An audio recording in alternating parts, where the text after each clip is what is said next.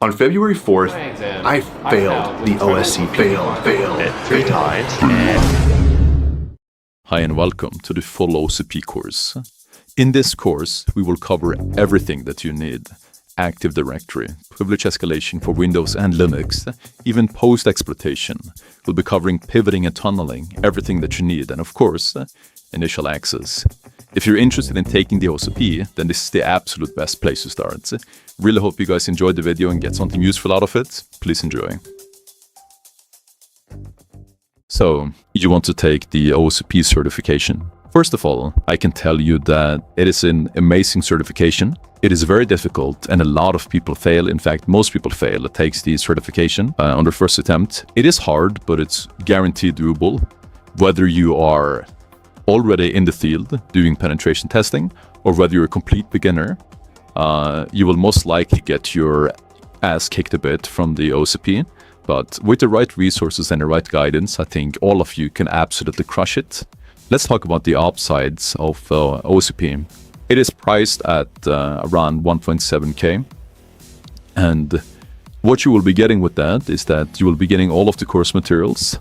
So the huge PDF and the videos to follow it. And you will be getting 90 days of lab access. So what does that mean? There's a bunch of vulnerable machines inside of their networks that you'll be able to beat up and get a lot of practice and take a lot of good notes and prepare your hacking skills for the exam. And also you'll be getting one exam attempt in this package. Now, if you fail, you can spend a little bit of money to keep trying until you succeed. So that is definitely not an issue, but yeah, just be mindful of that. So, is the OSCP worth it? In my opinion, I have the OSCP myself and I crushed it. It was very difficult, but very fun, and it has been very, very useful. So one of the main use cases is that you learn so much, right? You get such an amazing hacking experience by just doing this certification alone, because you have to get pretty solid at hacking to be able to pass the exam. So it's an amazing way for employers to filter out people. Employers love when people have OSCP because it shows that they know what they're doing to a decent extent, right? And it is just so well respected in the field, and it's so recognizable. It's such a popular certification from a company like Offensive Security that it has an amazing brand name. So the combination of amazing brand name, being super helpful on your CV to actually land ethical hacking jobs, and also learn a lot of practical skills doing it, I think makes it the absolute best certification for ethical hacking that you can take, guaranteed. There's a lot of certifications out there that are more multi-choice, and yes, you can learn a lot of theoretical concepts doing that, and that's perfectly fine. But in terms of actually doing the job practically, you need a practical exam, and the OSCP is extremely practical. So I highly, highly, highly suggest the certification. So let's talk about the actual exam structure itself. There is going to be no buffer overflow, so I wouldn't waste time preparing for that. That's number one. Number two, how would you actually go about studying for this certification? So, well, to obtain the certification, you need to beat the exam, right? And there in the exam, there are 3 standalone machines that with PrevEsc and the initial access, you can get 20 points each, right? So 60 points. And then the AD Active Directory section, there are 3 pieces, 1 DC, domain controller, and 2 clients. And you can total get 40 points, right? So 100 points total. You need 70 out of 100 to pass. So, okay, let's just be logical about this. What things do we know for a fact will pretty much come? Or as close to a fact as we can get? Because obviously we can't reveal exactly what is in the exam, right? But we can certainly deduce and think of which attacks are very likely and almost pretty much guaranteed to be there, right? So, in this particular exam, we start by having initial foothold because it's simulating an assumed breach scenario, right? So, okay, we know that then most likely there's going to be some type of Active Directory attacks, right? Whether it's possibly desync or ASIC roasting or Kerberossian combination. Since we will have to move laterally, then obviously lateral movement, possibly some pivoting as well.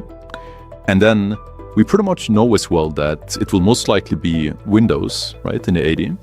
And so then Windows privilege escalation will be very obviously extremely useful. And obviously it could be that on the standalone machines as well, right? So privilege escalation, there's only so many of them that will be relevant. So that should be decently clear to study. And if you need help, we have a cheat sheet basically saying all of the best rooms for pretty much all of the things that I'm talking about, to just make it as simple as possible. You can find inside of our academy. I'll just link it down below, but yeah, should be simple to find.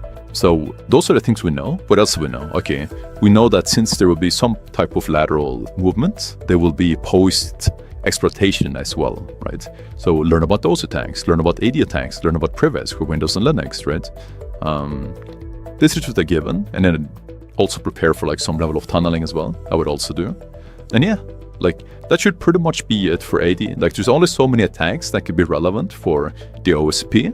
So in my opinion, it's pretty simple to prepare for. Although I've seen so many people completely fuck up due to the AD, but I have never found it difficult myself, and the people that I've taught has been having great success. So basically just follow the guides and it will be massively useful.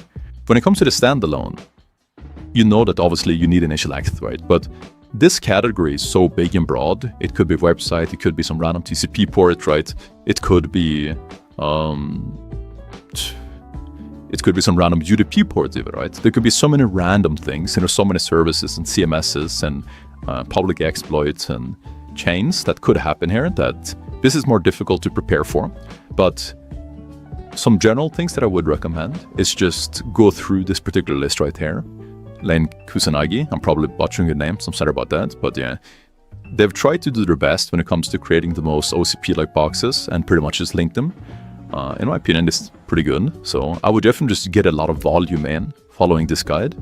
And there's another one called NetSec Focus as well. You've probably heard of it, but yeah, both of these are pretty good.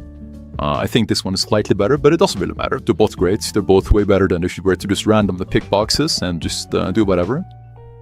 And yeah, so pretty much just do these two cheat sheets right here when it comes to general volume training for initial access.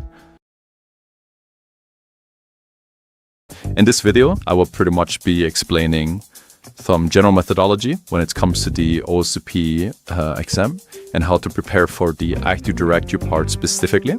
I'll just try to make it as simple and clean as possible so that you guys don't get confused by AD. There's just been a lot of people that I've known that's failed due to the AD, and yeah, for me it's just never really been an issue, and the people that I have taught this to so far seems to react quite well to it, and it seems to be working well for people. So I'm basically just making a video for you guys. Active Directory on the exam now, you pretty much start with credentials, right? It's in a SU-rich scenario where imagine someone getting phished, let's say it's an attachment type of phishing, you get a shell, and then boom, that's the scenario you're starting, right? So you start with credentials. Now, since you start with credentials, you don't have to do stuff like looking for perhaps anonymous login with something like RPC to check for usernames that you could possibly use in chains like ASP roasting, etc. You already have credentials, so you can easily dump all of the users, the usernames. But you should definitely still test for stuff like ASP roasting, right? Like you would want to collect all of the usernames that you can find, and then pretty much just test for ASP roasting. It'd be easy to do that with Instackit. Now, I have heard of people that has failed the OCP because of Instackit dependency issues. So just make sure that everything is working right. Have the snapshot. I've even heard of people having two VMs ready, like one in a clean state and then one. You could set it up how you want, right? But just basically be prepared for bad things to happen to some extent. You should definitely know how to do stuff like ASP roasting, Kerber roasting. You should know how to do stuff like desysting. You should know how to do stuff like Windows privilege escalation when it comes to the Active Directory chain. You should know how to do stuff like hash dumping and finding credentials with Mimikatz, Lasagna, etc. And then doing stuff with pass the hash to essentially have the basic form of lateral movement. If you're going into the exam and you don't know all of those things, then you shouldn't go into exam in my opinion. You should absolutely know these things. I would also advise knowing how to use Bloodhound well as well, so that you could look for potential chains when it comes to Bloodhound patch that it gives you. And those are the basics that you should definitely know how to do. when it comes to the Active Directory part. I would recommend knowing how to do pivoting too, and just make sure that you get a lot of volume training in with Active Directory and Active Directory networks. And again, inside of our community, we have pretty much a cheat sheet of everything that I know about the Active Directory and all of the boxes that helped me absolutely crush the exam. So I definitely recommend you guys check it out. You can try it out completely for free in the description and comment down below. For the Active Directory parts, that is pretty much it. If you know how to do those things now, if you started off without credentials, there was stuff like you can use read brute with a guest account or normal login. You could again try lookup FID for essentially brute forcing FIDs using over the RPC protocol, right, instead of the SMB. That way you could find a lot of usernames and then chain it with ASIC roasting. You should 100% check, obviously, Kerber roasting when you should always do that when you find some credentials in the Active Directory environment. So that should be one of the first things that I would recommend you guys trying. And obviously just see what type of permissions your current user have. Are they in the local admin groups, right? Are they in some type of weird group? Do they have some type of weird privileges, like guess impersonate them? Then you could obviously do stuff like Prince Spoofer or a God Potato, I mean, to get it easy priv and stuff like that. So with all of that advice in mind, I will show you a video demonstration of me covering a machine where a lot of these concepts will sink in so that it will be easier for you to digest. So I really hope you guys learned something new and that this is very valuable, and please enjoy. So guys, welcome to the Active Directory part. I will be teaching you my methodology once again. So this is one of the machines that I am recommending in the WOD. It's an amazing machine. It has been at least 1 year since I've done this machine, so I don't really remember anything. But I will just go through using my general methodology and we'll see how it goes. And you get to see just how it goes and learn my methodology, right? And again, when I did my OSCP myself, I absolutely crushed the portion of 80, so I think most likely you will find it very useful. And yeah, let's go. So I always start with the same type of methodology where I like to export the target like so.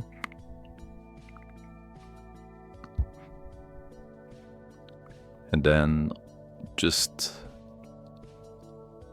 we start scanning, right? We need information about our target.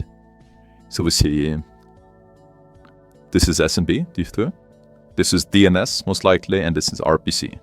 So I can already do some things like SMB client. Don't need this. SMB client. Yeah, my bad. Let's see. RPC client, there we go.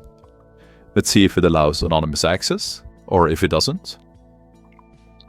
In either case, it is fine.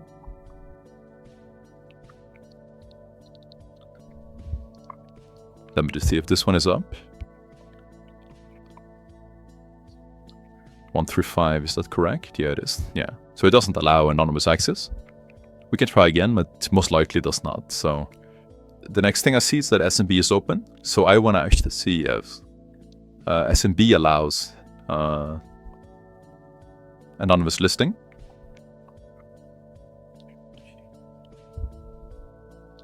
Let's see, I don't like this syntax. I normally do it like so.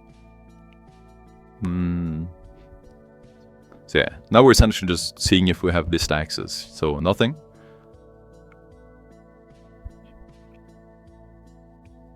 So either we will or we will not. We will see.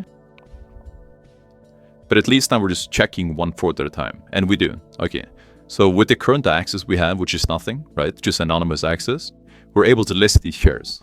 Now a lot of these are not particularly interesting, but these two look very new. So I want to try to get access to them.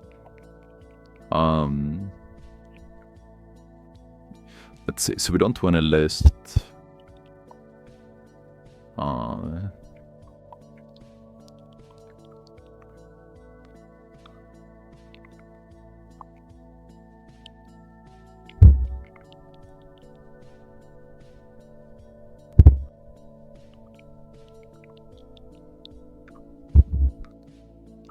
Yeah, I don't fully remember the syntax.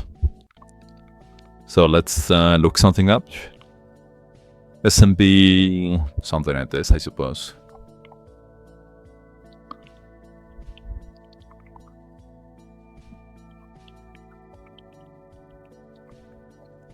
There we go. And then we don't need this. Try that.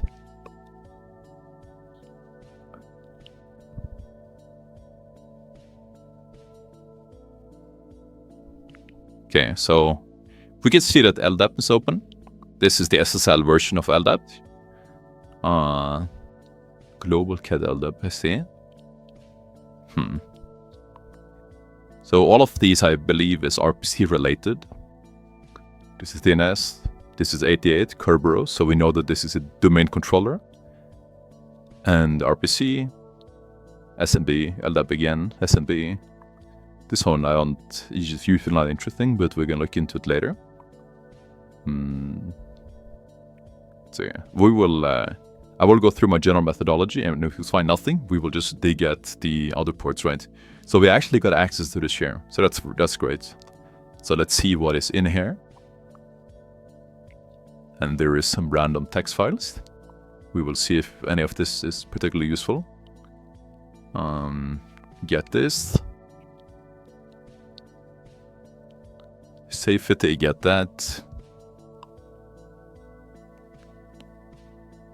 And then change. So let me exit and see if we have all of those. We do. And I believe there was another share as well, if I'm not mistaken, yes. So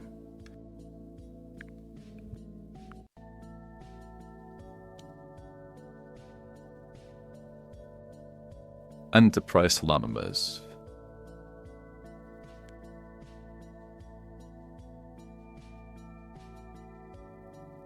Now this was the TEM one. So the one that we wanted to see was the Business Anonymous.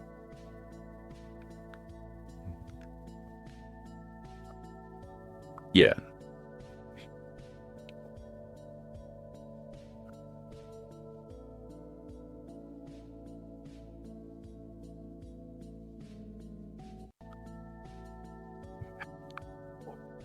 So let's have a look in here.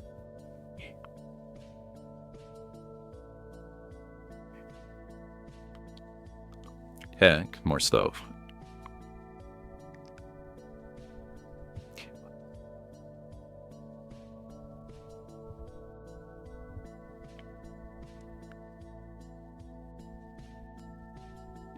Business merger, business inspections, business criteria. Yes, yes, yes.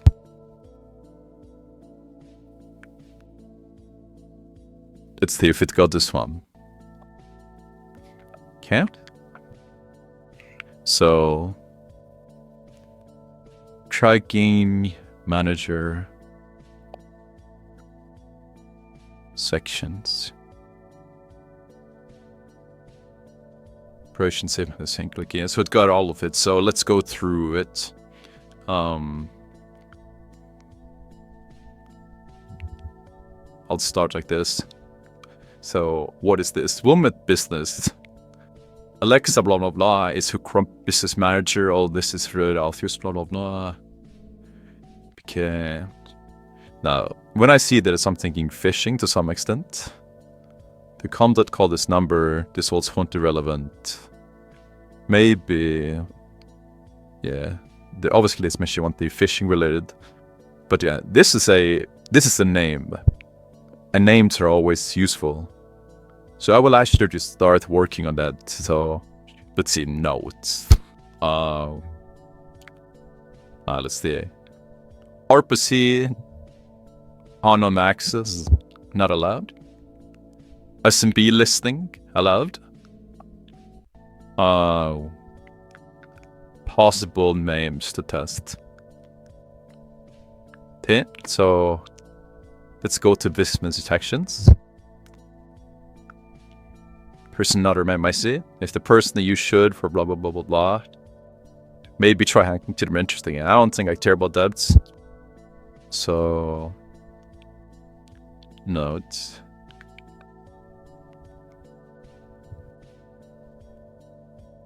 Menschverhankming.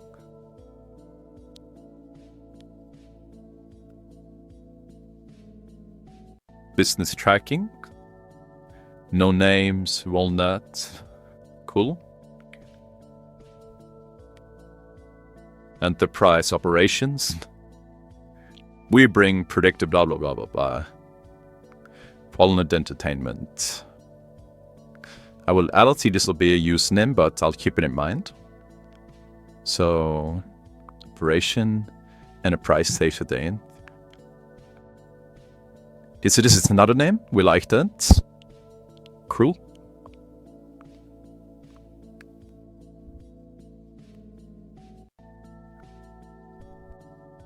An enterprise.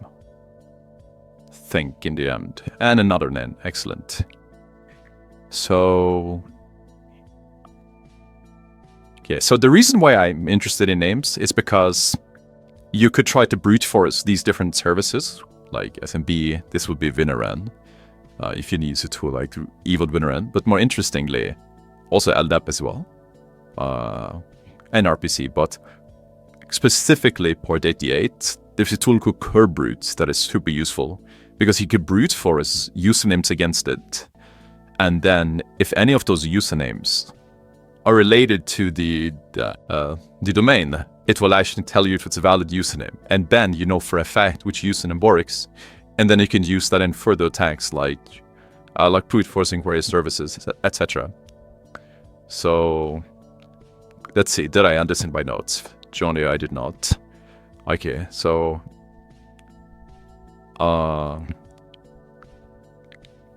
yeah, so there's a lot of enumeration that I would like to do. But let's try one thing for now. So we know that RPE is not anonymous access allowed. We know that we could list some stuff with SNB.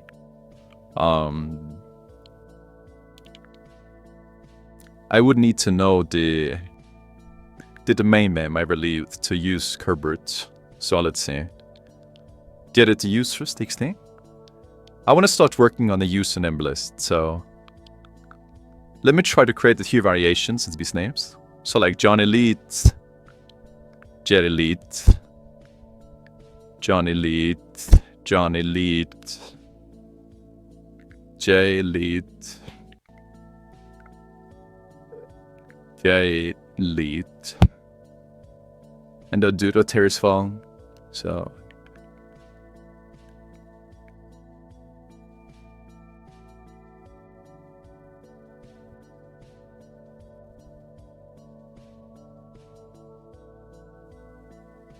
there are a few tools that you can do this for you, but I will just do this manually from now. Don't quite remember, I don't feel like looking it up, so Tony Skid, John Elite, and so Jack as well. So that is something that we should definitely test as well.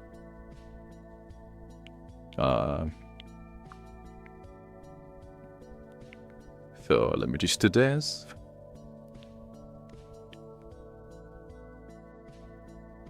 Jane.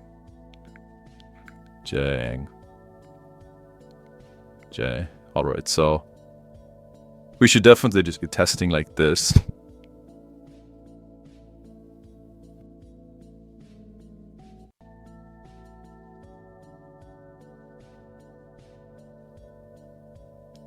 With Tommy as well. Yeah, like this.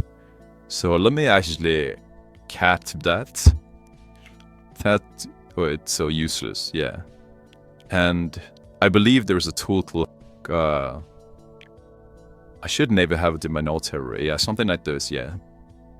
So in this list struct here, I would just add all of this in this list to make a big list. So if I do happiest list, and if pipe it into word count, then yeah, that's a lot of lines. So maybe just start. Maybe we will just start with this list then, but then if we don't find anything, then we will try this one. So let's see if I have Curbrute. I do. Right. Excellent.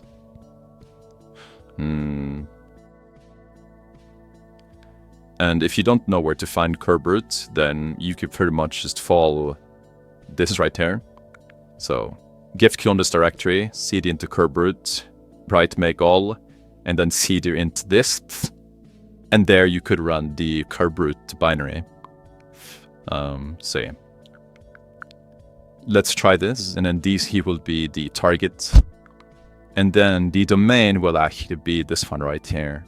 That CrackNet found for us. So let's try that. Whoops, not the names. We want to use our own list, so that will be users, make this one. And it's already found one. So essentially what this tool does is that it goes through all of these users and it validates them against port 8080, which is again Kerberos.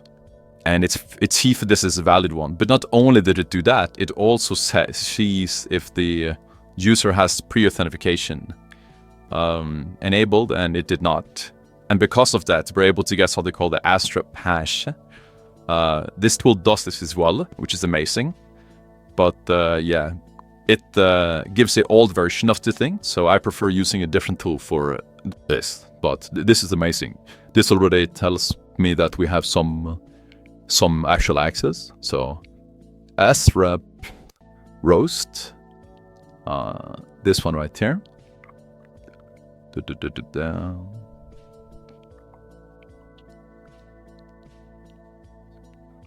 I think, right? Srep roast.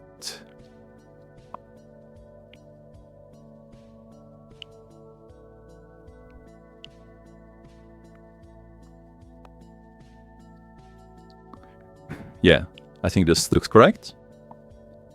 So let us do like this. DCIP should be your target. User file should be users. And then I think John is another alternative there. So then it tries to ASTRAP roast against all of our users. And there we go. We found our skin.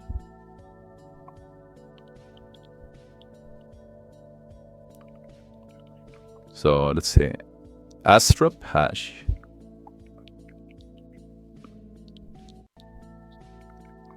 And then I can use a tool called Haiti to see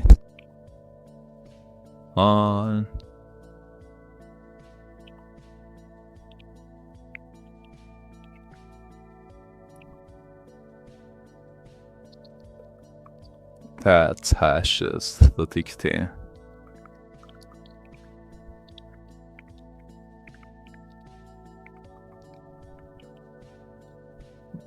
Interesting. Okay, let's just try.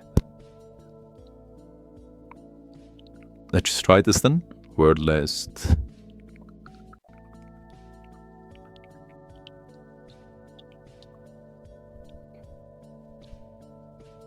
Yeah, so it did identify that it is a ASTRAP roast hash. So here we actually have credentials. So that is amazing. Let me add this into the notes as well. Found valid creds with ASTRAP roast and then cracking hash. So what I like to do right now is to do crack map exec. Yes, target, and then user is essentially all that we want to do after we get some valid credentials, which we just did, is to just test it against all of the protocols we pretty much can. So I will start with SMB. So let's see, Tisket I think is their name, correct? And we can see that this is valid, but it doesn't give us a shell. We can also see with Venaram, because that is also open, as you can see right there. That's Hive 985. Another thing we can also do is something called curb roasting. So we see that this doesn't work, unfortunately.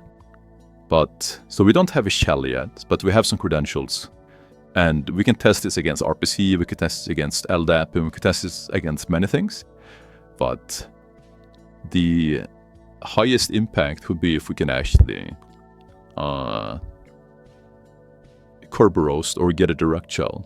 So I'm seeing now in my notes that this is actually where my notes is from, this exact box. So that is actually amazing. So then we pretty much know that this is the right way. But again, I would have tested this plus many other things regardless. So it really doesn't matter if we would have gotten there in the end regardless. So let's see.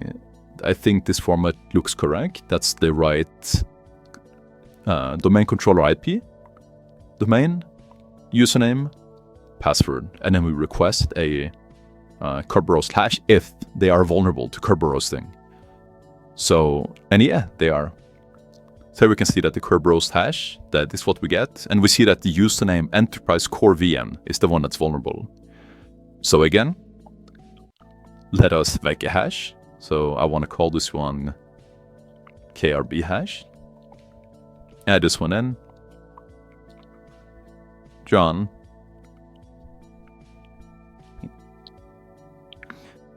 Or we can test with Haiti again. It sees that it's a curb roasting hash.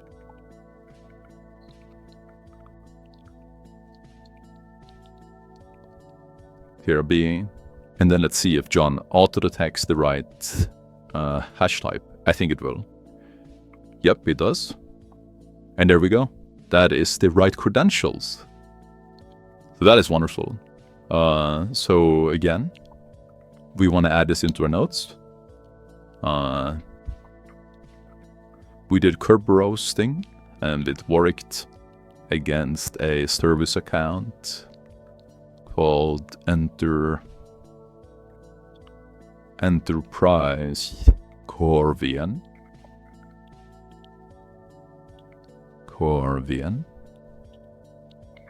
With path. This is the password. So again, what do we do when we get credentials? We just want to test it everywhere. So this is the password. Insanely weird password, but that's okay.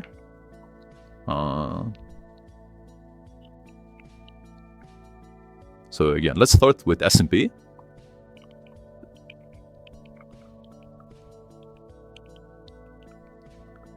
And then let's see what we can do with this. And again, after I check SMP, I'm gonna check WinRM, and then I can test the other ones, like LDAP and RPC, etc. I'm not too interested in RPC, but it doesn't hurt to check eventually. So WinRM. It's quite possible that this actually will work, because based off the name Enterprise Core VM, it kind of seems like a service account of sorts.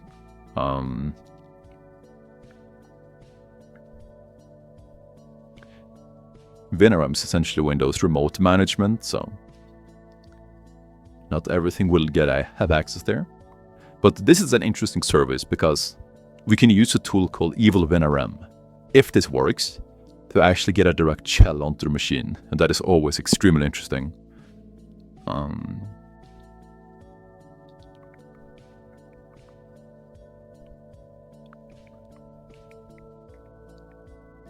So this will be target. We will not be using a hash, we will be using a password. And remember quotation marks against when we have all of these weird passwords.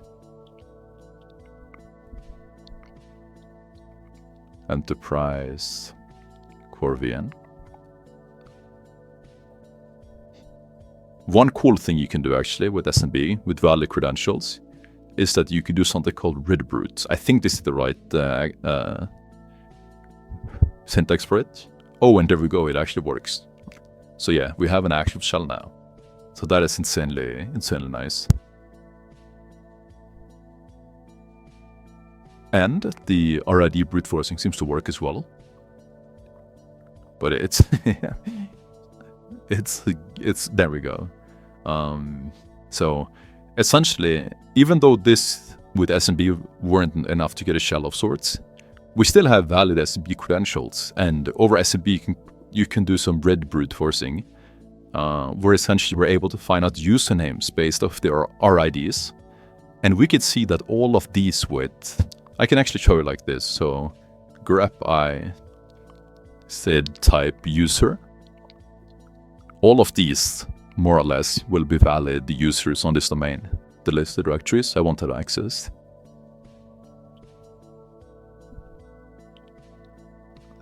But if I try like so, then I can.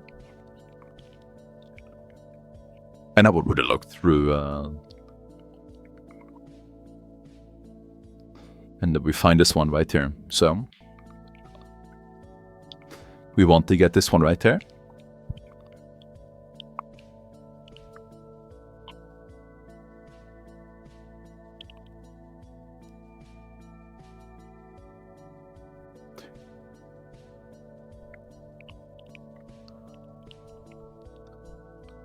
So then we have a VBS script that we are checking out.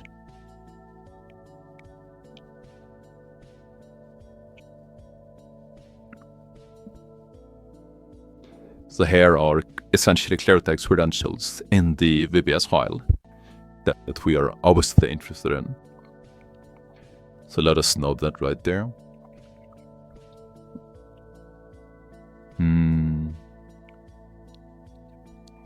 Then once again, we just want to check every single credentials that we get with correct mapexec.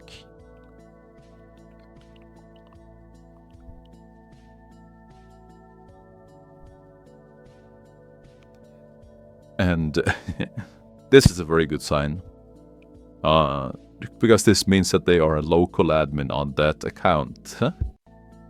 And so that means that with SMB we can actually get a shell, most likely, or not most likely, but very possibly. So you can use a tool called PSExec for it. There we go, something like this.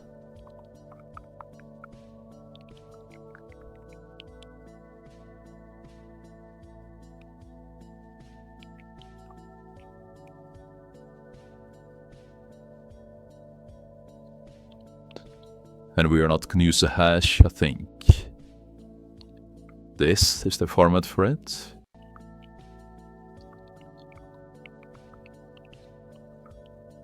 So, and this should be the domain, I believe. Like so.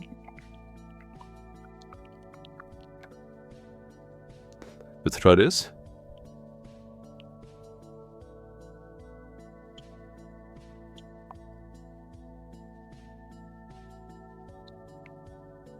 So if you see a pond with cracked mapexec, as you see here with SLB, you always want to try a tool called impact PSExec. I sometimes try this at least twice because it can be a bit clunky, but in case this does not work, there's another tool called VMIexec. And these tools will give you an actual direct shell, which is very, very, very nice.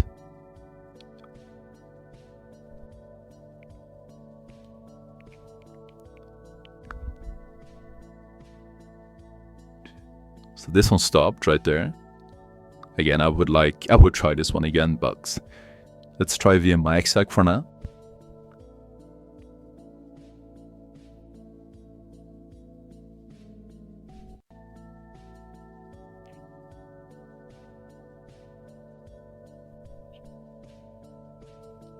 And if none of this works, then I'm gonna load up a tool called Bloodhound.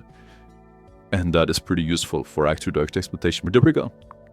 There we go. So this actually gave a shell. So that's why there's definitely a lot of people that would just give up right here with using impact at PSExec. But you definitely want to use this tool as well. You want to use it in the same scenario pretty much. And as you can see, this one worked, this one didn't. So you definitely do want to try them both. So again, we are a different user. Let me see which permissions this user has. Oh, they're the main admin. Okay, so they are an administrator in this Active Directory domain. So then you can do one of the most fun attacks called... this is always so satisfying. Let me show you. And as again, you can see that I've done this box before. That's why notes are so nice. I don't even have to do anything. So you have the domain, you have the username, and then you have the target. And I think here you would want the creds as well.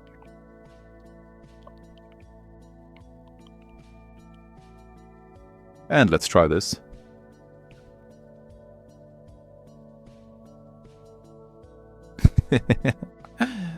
As I said, this is incredibly satisfying. So these hashes, by the way, are DLM hashes. So these are pretty much all the hashes of the users in the entire domain. Because this person is a domain admin, so they have access to do that. And since we have the credentials, we can use a tool called secrets dump, which essentially just dumps all of the hashes of all of the users in the entire domain. Slow, but that's fine.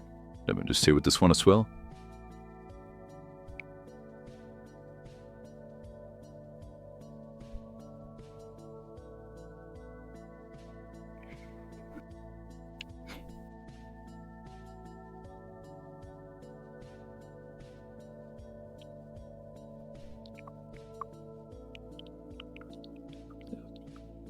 Crack map can actually check with the you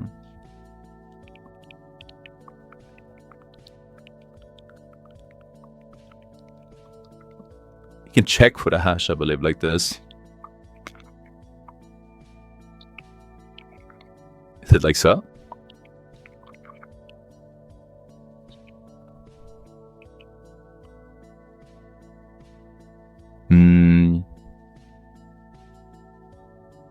Hash.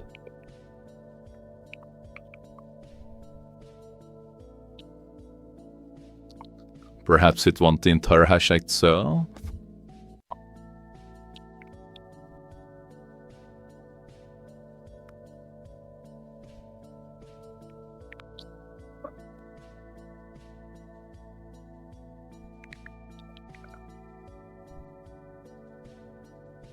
That's why. Yeah, there we go, see? And again, this didn't work, but this does work.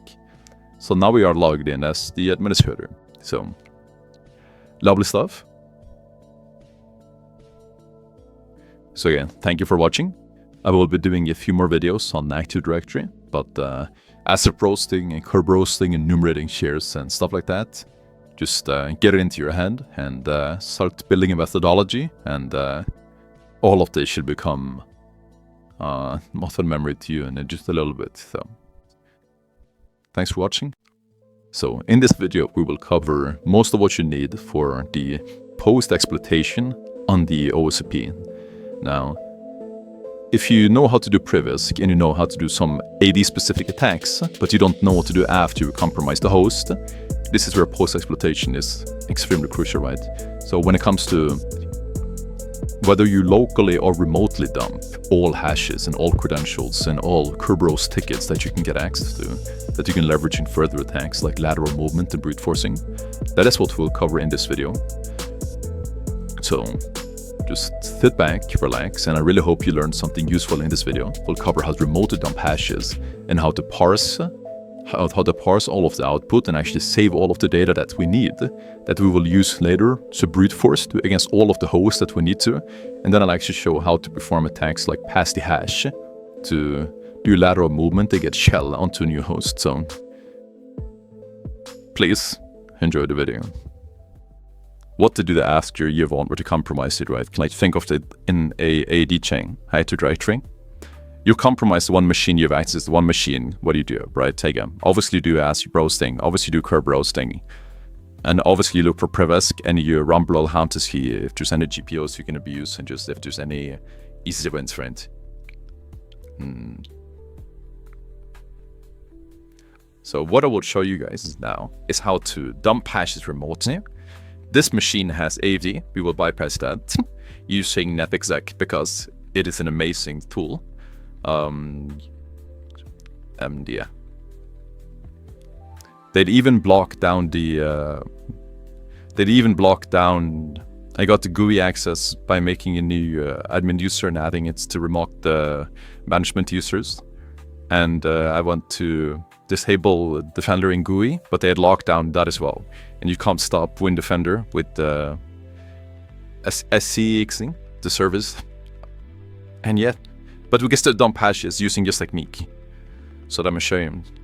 So I made this, which I will leave for you as. You can just copy paste it. I made it so unbelievably simple and useful. So I added this user called userwall, but we can also use it with the exif that we already have. So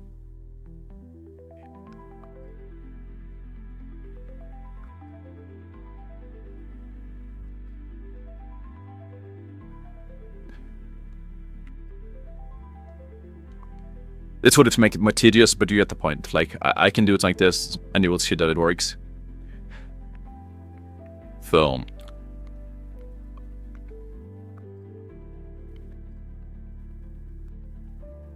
I copied the password right, same.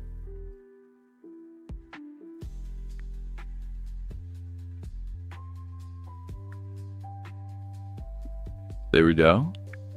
It's if it creates password. That was correct. So then with netexec, it will pretty much remotely. Fuck is it, Bob?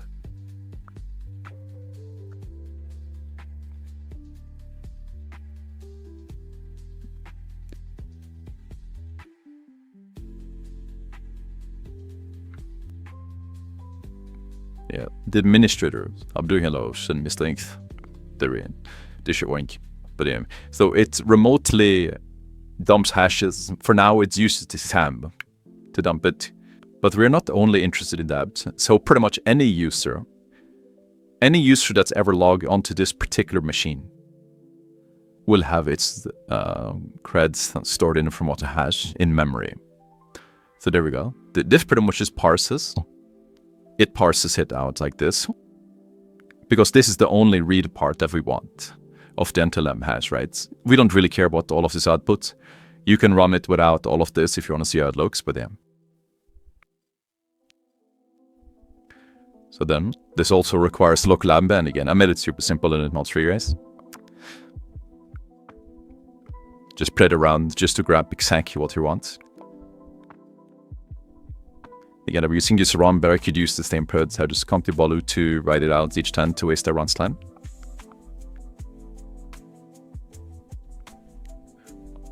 And this would pretty much just add this into here. So let's cat this again. We see that that is pretended I want 60 output. So that's with LSS. And now we were on the MTDS. So this requires either local admin on the domain controller itself, or it requires a domain admin user access.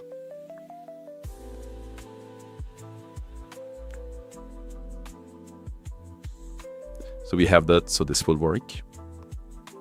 So I'm just pretty much dumping as much credentials as possible, because you guys always want to do this. We do this in an Active Directory environment. Every single person that's touched that particular host and stored their creds in memory, it happens automatically, whether they are the T, they log on to it with their more creds, local or whatever. It will get stored, and we want to extract all of that information. So there we go. There we have all of the hashes. So now I want to get all of the users. Again, we could manually take one and one hash and one user and do it, but I want to make this super fast and take it for years and just as simple as possible. I'll leave literally copy paste in the notes and in the WAMP to make it super simple. So I'll remove this and then run this.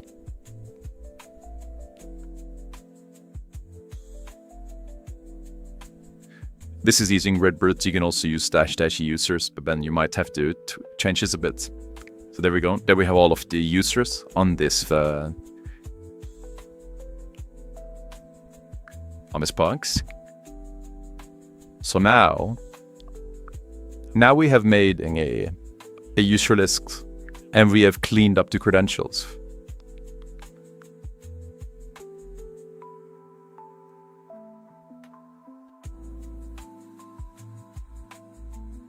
Yeah, there we are. There's your credentials cleaned. So now we pretty much run all of the users, right? Which we just made, all of these users, and then dash capital H, this is for hash. So it's taking the MTLM hash, or the part of the MTLM hash that we can actually use for passing a hash. And then we just specify continue on success. So after it finds one valid credential, it goes to the next one, and the next one, next one. And we want to... So these creds work, but they won't allow us to get shell over SCP, right? They ask to say pound. So it will continue. There we go. This is the first user. This is the one we run it as, but here we go. Here we have an admin account, right? Here's administrator account.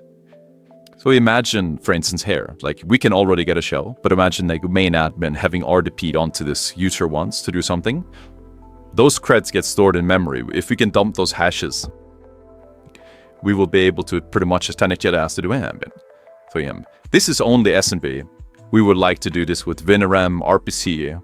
If you want to check with SQL, if you want to check RDP, you will not always be able to authenticate with hashes over those particles.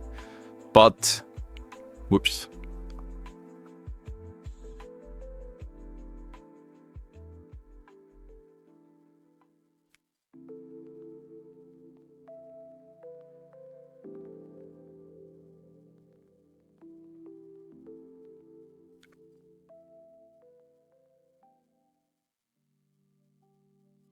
Let's try that again.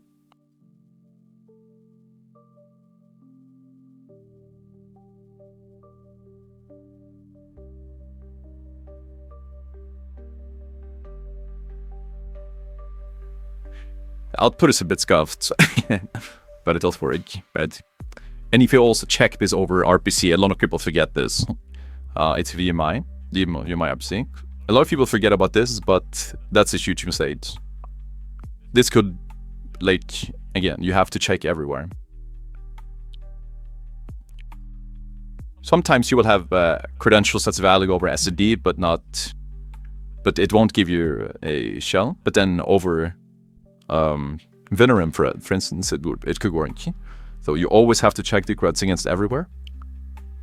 And again, if I didn't sign anything here, then I would try to read on patches, check, just make sure that I've checked absolutely everything. I would see which ports are open. If MSSQL is open, I would try there. If RDP is open, I would possibly try to use passkey hash over there. That doesn't always work. Then I would try to crack the hash and then authenticate over RDQ that way.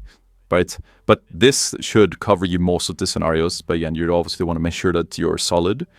But yeah, like here, we can literally just get a shell. Right? It was too simple, too fucking simple. So we can get a shell over SCP, for instance. Again, I made a super figure, I see in the notes. So you specify the domain, the user that has pound on it, right? So in this scenario, it was administrator with this particular hash.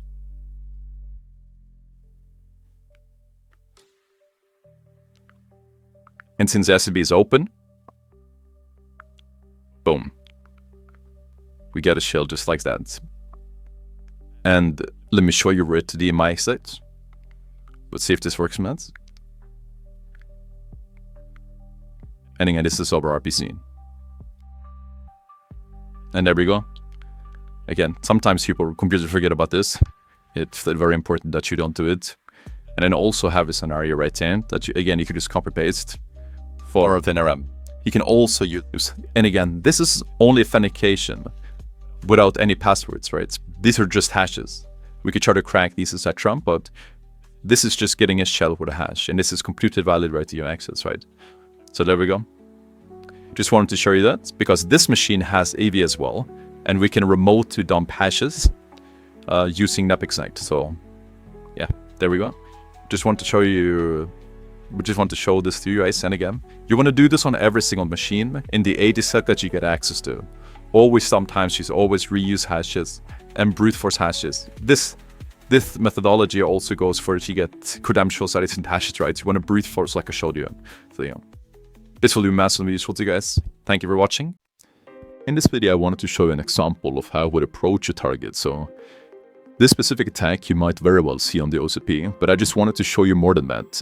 Not only just how to perform the simple attack, but how I would think through the target and how I would approach it, which tools that I would use, what I would deem relevant, what I would deem not interesting whatsoever, right? Just my general methodology, because that will be a lot more useful to you. So And obviously privilege escalation is incredibly important because you directly get points for it on the exam.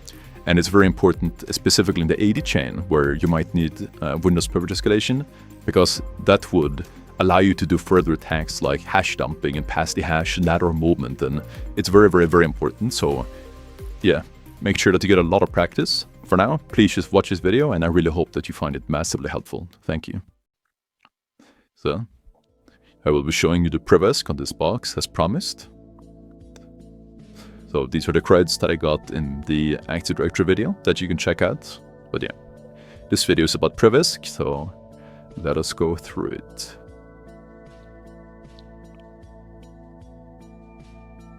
And again, this is completely blind. I'm just showing you, again, my methodology, so it's possible this will take a really long time, and it's possible that it will go pretty straightforward.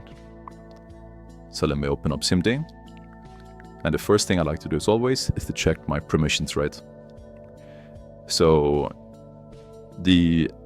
all of these are not particularly interesting. This one is a bit interesting, but I do not think that it's exploitable without SE in-person privilege, right? So I don't think this is the way, but it's something to keep in mind. If we don't find anything else, maybe there is some niche way, right? But I don't think it is, at least at the top of my head. But yeah, I'll definitely keep it in mind. I'm not 100% sure, but I will go through my methodology, and then let's see what we find. So the first thing I like to do personally, this is my favorite tool, is PowerUp. There's a lot of people that don't run this tool, but this is by far my favorite tool for priv-esc. So let me just feed into here. Here we can see I have some different tools. Pretty lean setup, but that is fine. And we are currently running with this IP right here.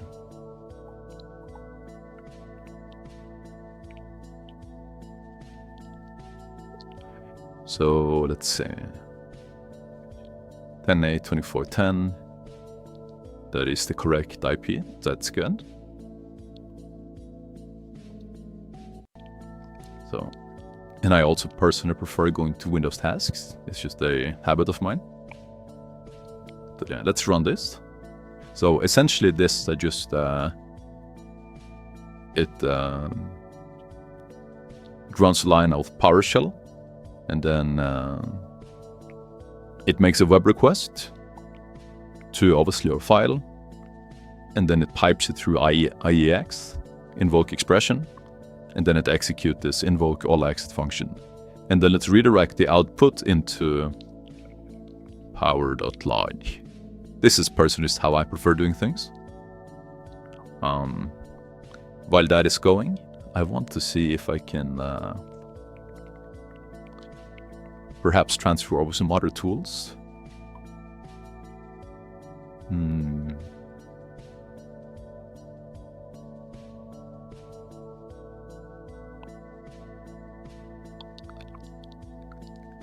Right, I think it's called Implied SMB server.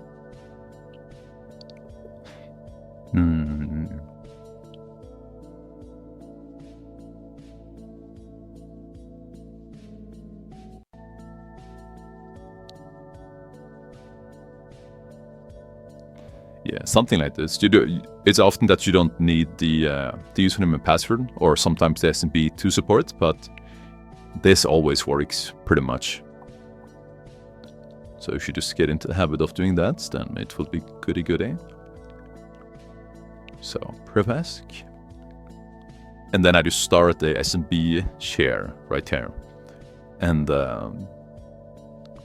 yeah, SMB is open on the target, so most likely making a request with SMB should be completely fine.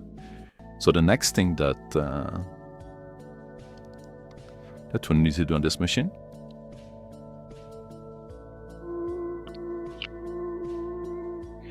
is pretty much just, let's say, net use, share, user.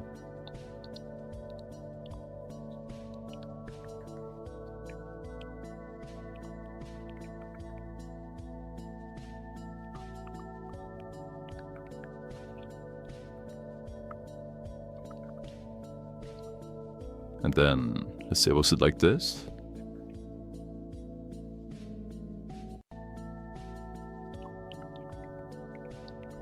User test.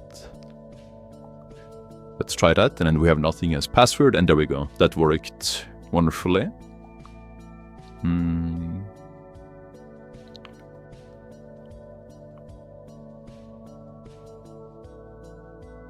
So this is why I like doing this so much. So copy, share.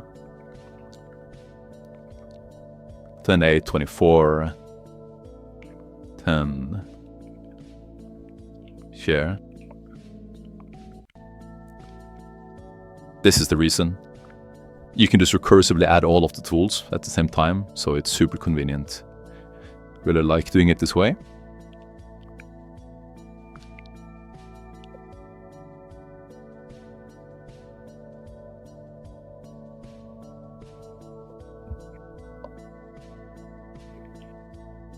Dun, dun, dun.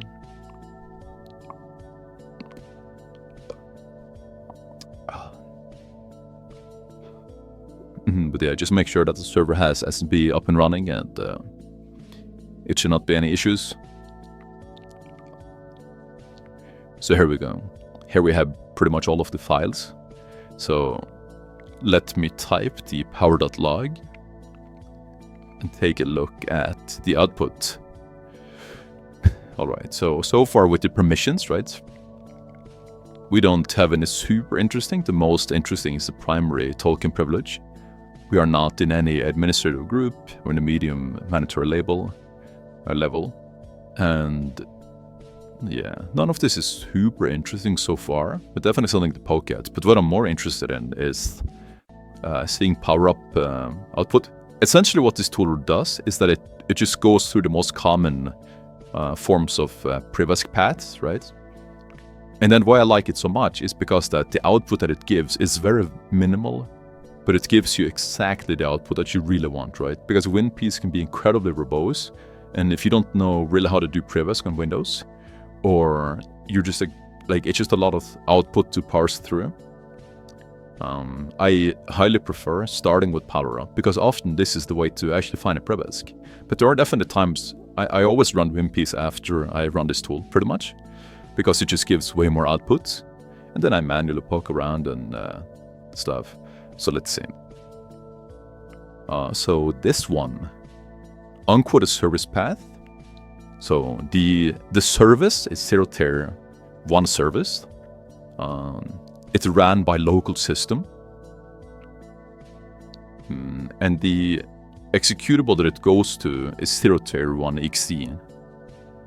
So if we have write permissions, so essentially if this path had quotes around it, it wouldn't be vulnerable. That's why it's called unquoted service path, because it's a path to a service executable without quotes. And how Windows does, essentially parses through this, is that it tries to look for 0 tier 1.exe, but it cannot find it because of the quotes. So what it will do though, it will first go to this directory, or it will look for an executable in each directory. So it will go to C, and then it will see if there's any executable here called 0 tier 1exe, but it doesn't. So it will literally look for any executable in every single path until it finds one. But this is because the not having paths around it completely fucks it, how Windows actually parses it. So if we had write permission to C, we could actually take and create an executable called program.exe. It's a bit weird, I know, but we could do that. But I don't think that we would have write permission to see it, but we can see. What's more likely is that we have write permission in either there, or very possibly we have write permissions here in this directory, right? And then we could essentially name a binary called 0.exe. We would have to call it that in this instance. And then what we would have to do is that we would have to restart the service. And since the service runs as a local system, right, aka highest privileges. The service would be ran as local system. It would try to find the executable that is related to this service right here. And then it goes through this, right? And again, this is the local system that does, until it finds an executable that matches, and then boom, it sees 0.exe. And then it's like, okay, I found my executable, right? There's nothing more to look for in this later path. But whether it does or doesn't, it really doesn't matter, right? Because if we place a malicious binary or on executable called 0.exe right here, for instance, and that executes, it will be executed by local system. And then we can essentially place an executable that gives a reversal, and then when we get that reversal, we will essentially be system, right? So that's at least the theory. So let's just try that, right?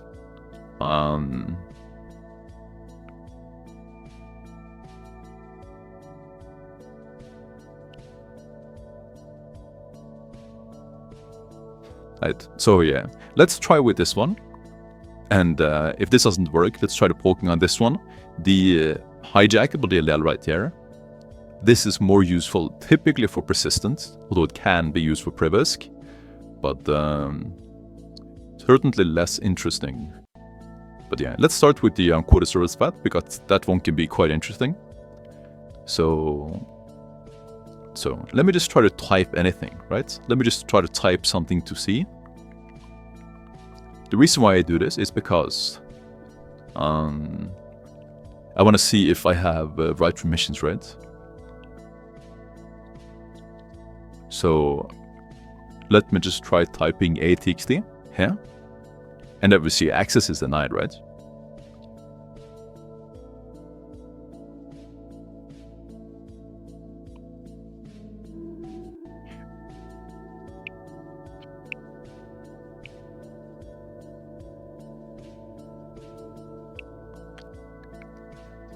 Let's see if I can type anything again. Echo A into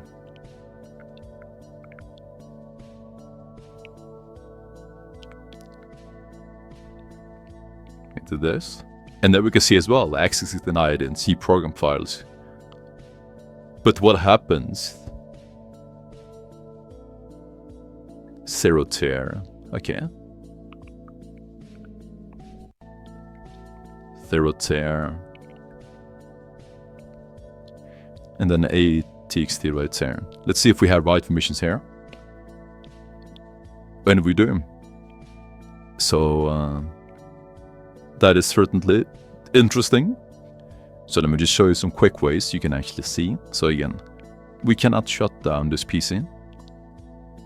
We actually don't have the rights to it, as you can see. Disconnect, sign out. And we cannot run reboot commands either, because we don't have the SE shutdown. So,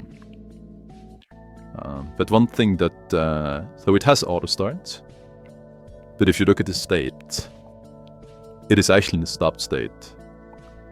And these commands right there is handy. One of the tools that I had over is access check.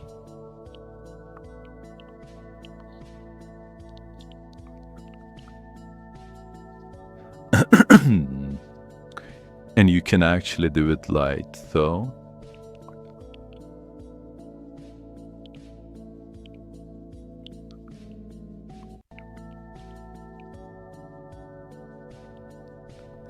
And then 0 tier 1 service. And by this logic, by this tool, it says that we either need to be the system or we need to be in the administrative group, which we are not, to be able to do anything with the service. But this is actually wrong, because if I run seexe stop and then 0 tier 1 service, it doesn't actually give me any signs that this is incorrect. Because if I try to do something like win defend, right, which is win a defender as a service, it would say that the access is denied. So that is a bit funky. So I have this script right here.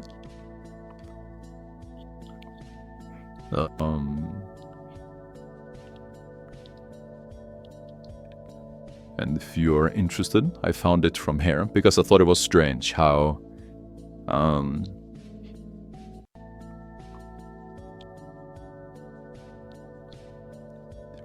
this person essentially did like a decently deep dive on how you can enumerate access control on services specifically. So that is pretty interesting to see which permissions you have and what you can do with different services, right? But, so you can grab it from there. So what you will actually see is that if we now run this one,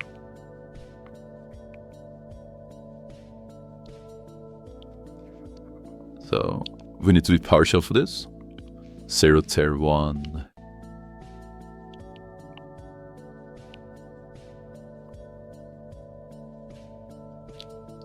Service.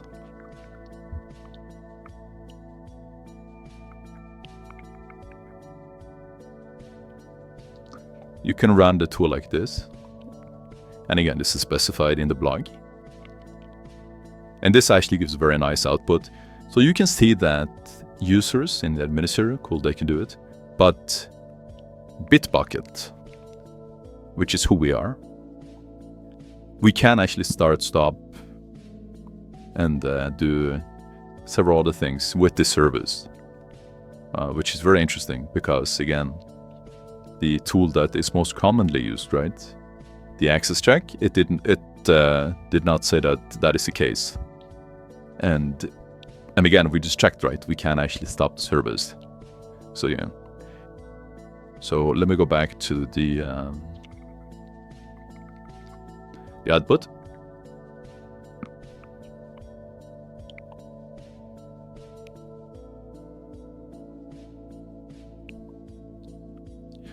So because of the unquoted path, we can find the first writable directory, and then we will place an executable there.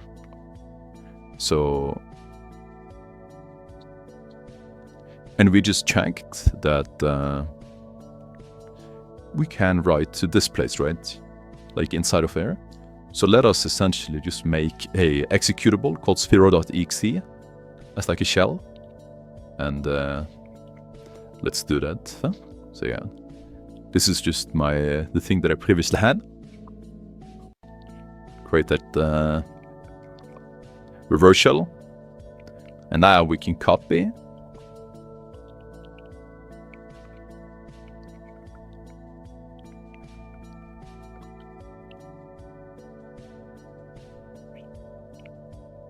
This is the laziest way to grab it.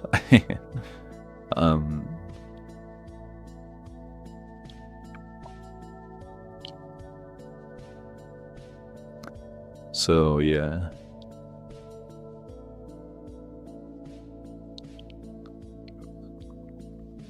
We want to copy the shell into 0exe right here. And then let's have a listener. And again, it's the system that essentially runs the service. And it will look for an executable. Right, it won't find anything. And then right here, it will find one. And if, again, this had actual quotes, this would never work, because then it would look for the full path and it would look for this one. But even in that case, because we have write permission through this actual binary, we can replace it with a malicious one. And again, system execute it. So this service right here is vulnerable to 2 different attacks.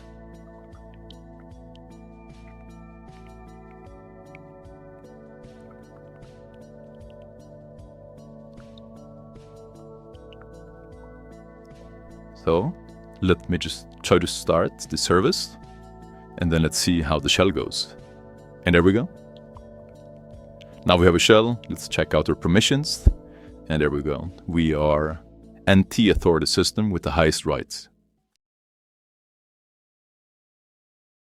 So in this video, we will be covering pivoting for OSCP. Now, first of all, will it even be needed? Well, OFSEC has officially stated that there may be pivoting required in the active directory machines on the exam. And anything in the course material is subject to be an exam. So this is something that we have to be prepared for. We don't want to be another one of those people that completely forgets about pivoting or don't understand it properly and then completely fail the exam because of it. I've seen it a few too many times and I really don't want that for you guys. So here's another example of they officially stated here that buffer overflow is something that will no longer be part of the exam, right? So we want to be focused on the things that matters and not waste time on the things that doesn't matter. And pivoting is something that massively matters, right? So we have to learn how to do this. Now, you can use any tool you want. I would tend to recommend something like Chisel or Legolo, as long as it's the most flexible, right? It doesn't matter whether you're on Windows or Linux, or whether you have admin or root or not, or whether SSH is open. You can always use these tools, so it's very, very flexible. And I will be giving you a video demonstration of how to do pivoting so that you will be prepared for the OSCP. So you can do some passive checks with ARP to see which hosts are available. And with C2, but this is not reliable and I don't really recommend it. What I do recommend is to find out the route. So we see that we only have one network interface, right? So this is pretty much the route where we can discover hosts. So I want to grab a nmap compiled binary because we can actually transfer this over to the machine and we can scan like that to find out which other hosts are on this network and which ports are open, right? So I want to do it like this, and then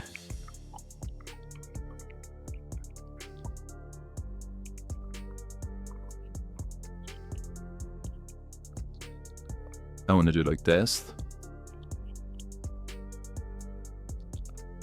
Then we can transfer that one over as well. And another thing that we will be needing is Chisel as well for pivoting. The reason why I like Chisel so much is because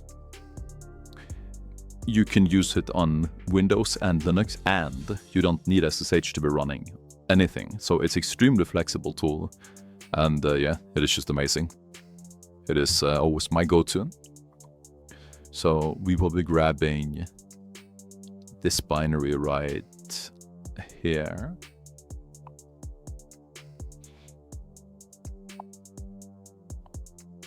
Actually, no, I'll be grabbing this one right here.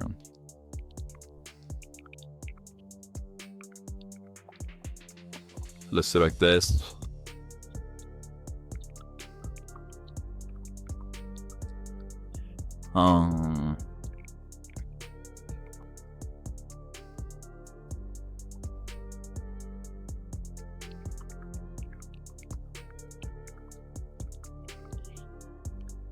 Okay, so that's one works. I just want to change it to Chisel like this. And then I want to transfer this over as well. So Chisel, Chisel.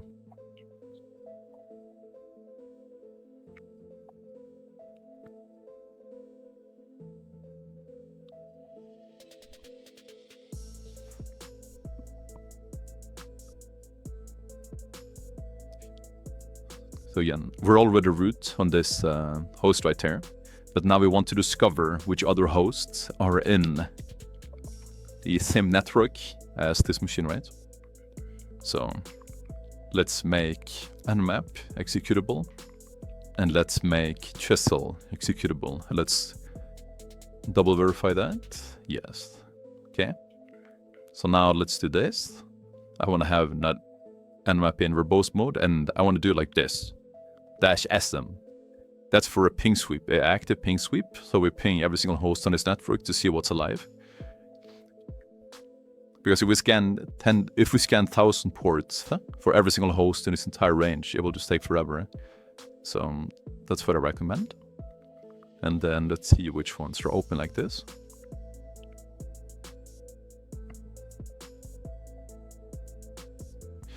So here we can see some hosts. This is the one that we are currently on. This one is out of scope, but these are 2 machines that we can attack. So again, we can use nmap to scan this.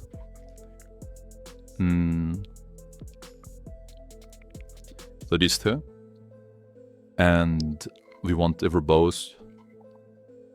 And then let's see.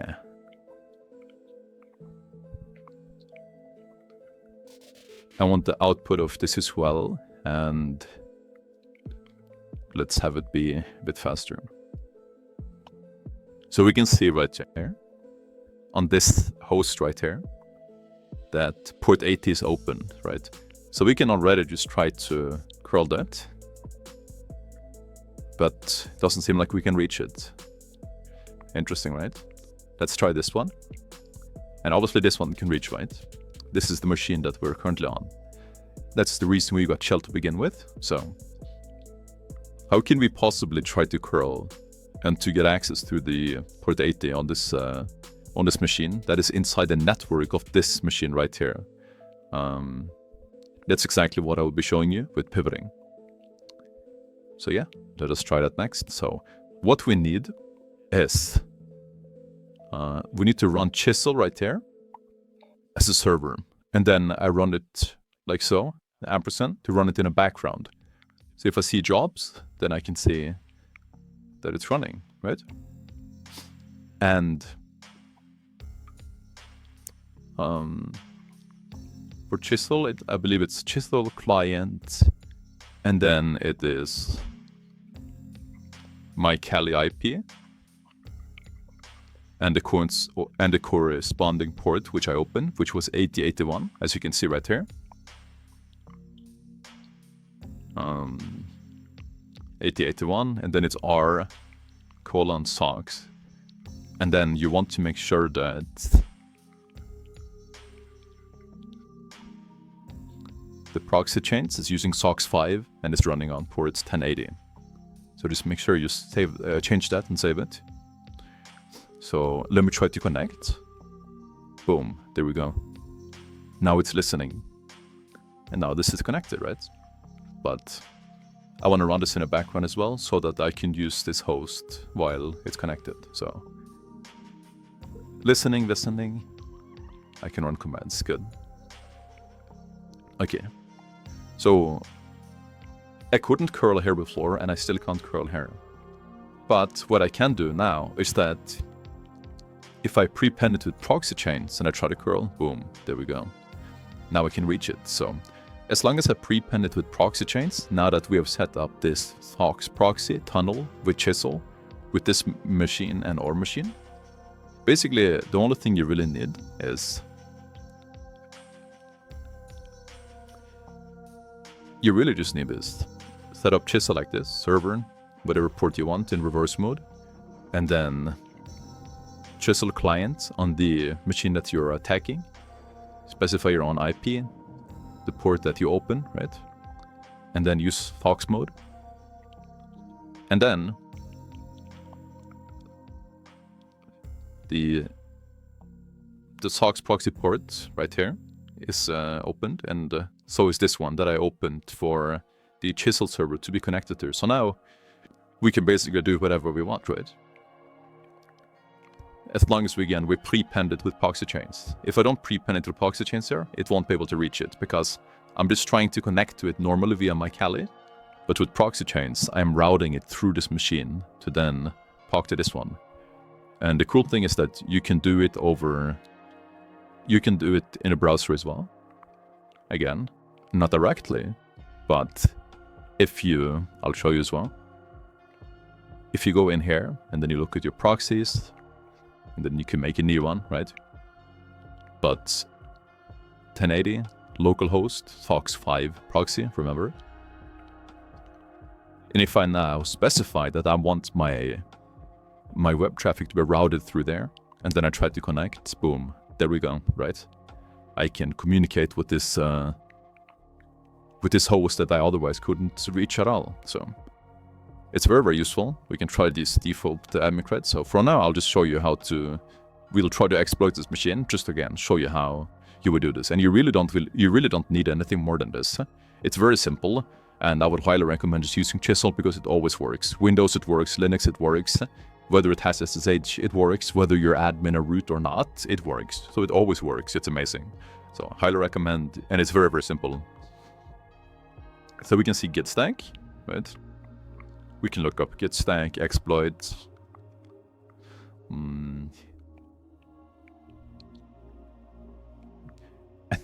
And again, when you search like this, you need to disable it again. Because the reason why is because it's going to route it through this machine.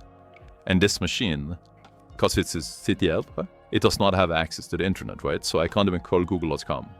So that's kind of funny, but yeah. So just make sure you disable it with your Foxy Poxy. And then there we go. Now we can do it. So.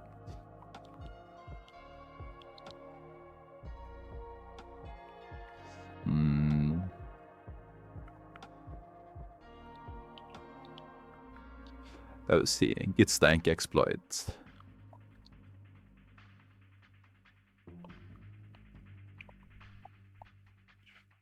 So let's see. Hyperconfig. We can try this one.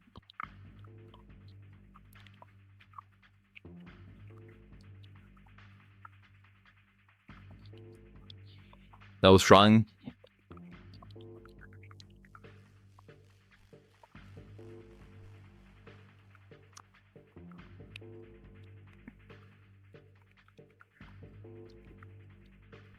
So this is not, again, the one we want to focus on. We want to tank this one.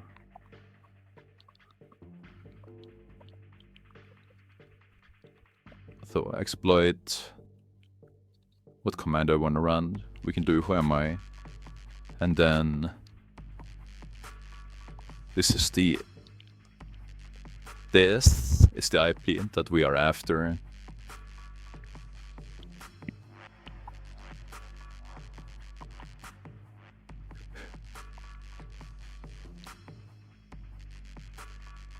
It tries to create a web shell right here in Teams.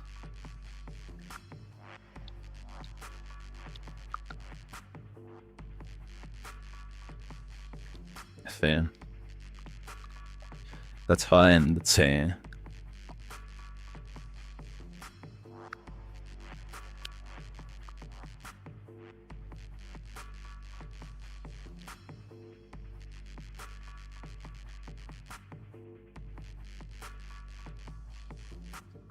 This is not really needed, but it's just a slight preference. You can substitute request and post.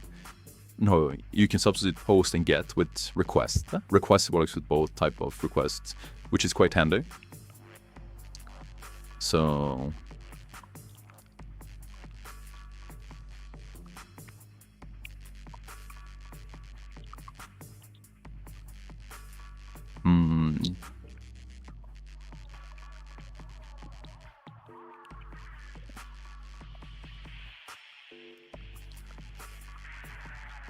and again, you have to prepend it with proxy chains, otherwise it won't be able to reach it, right? So yeah. Now we have a shell, and we are anti-authority system on this Windows host, right? So there we go.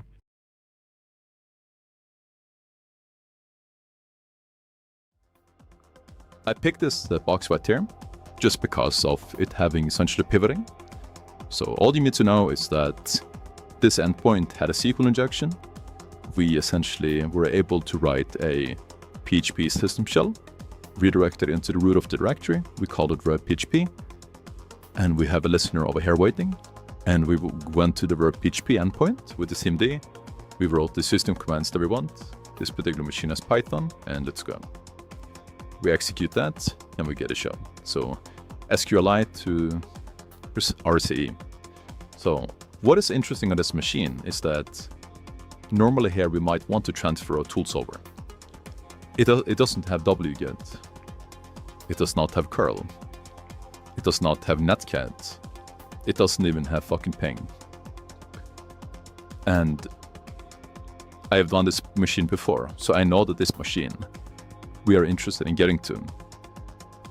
but we can't fucking ping it because it doesn't even have ping. So what do we do in this scenario?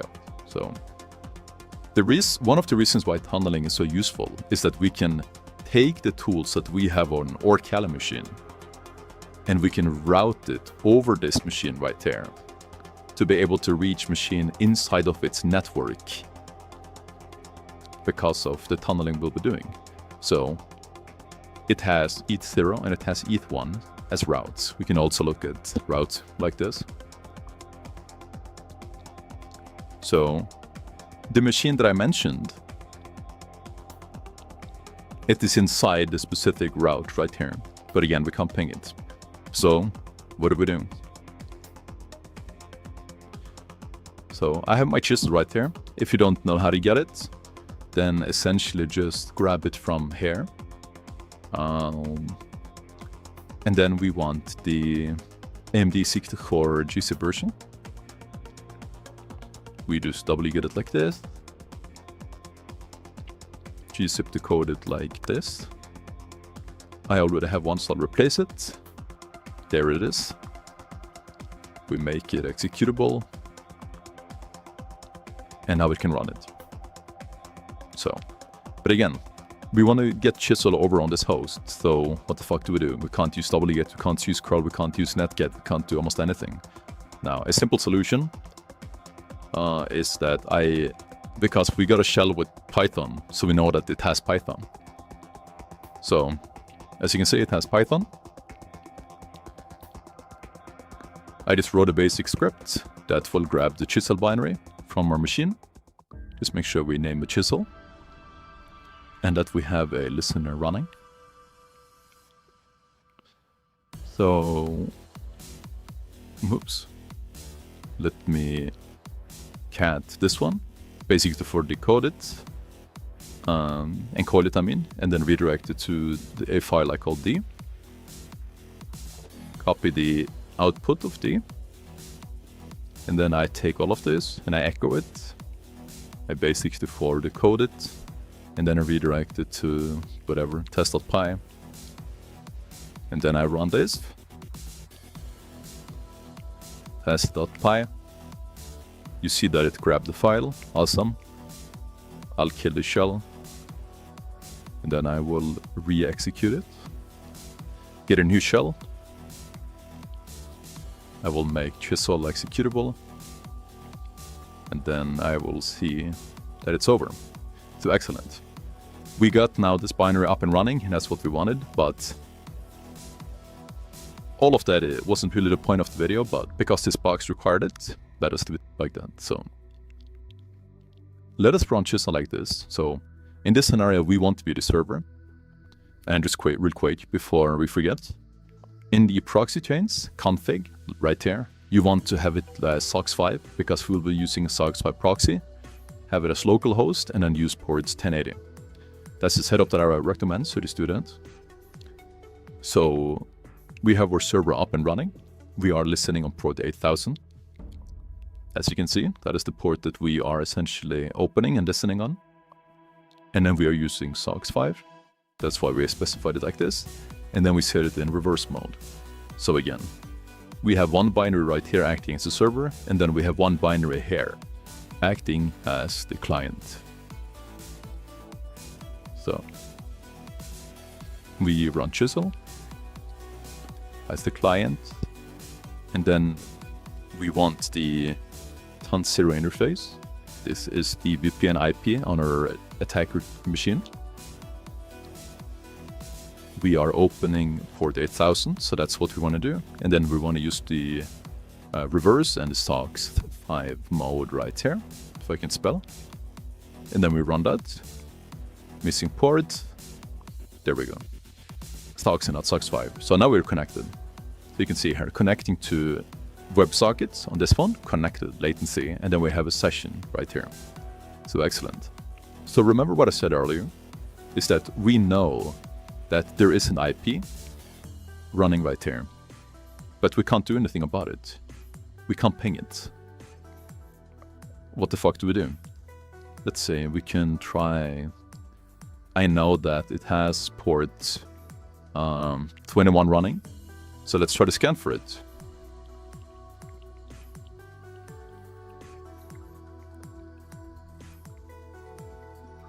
But again, you don't see anything. Why is that? This is filtered. This is not open. We can't see it. But now when I do it like this,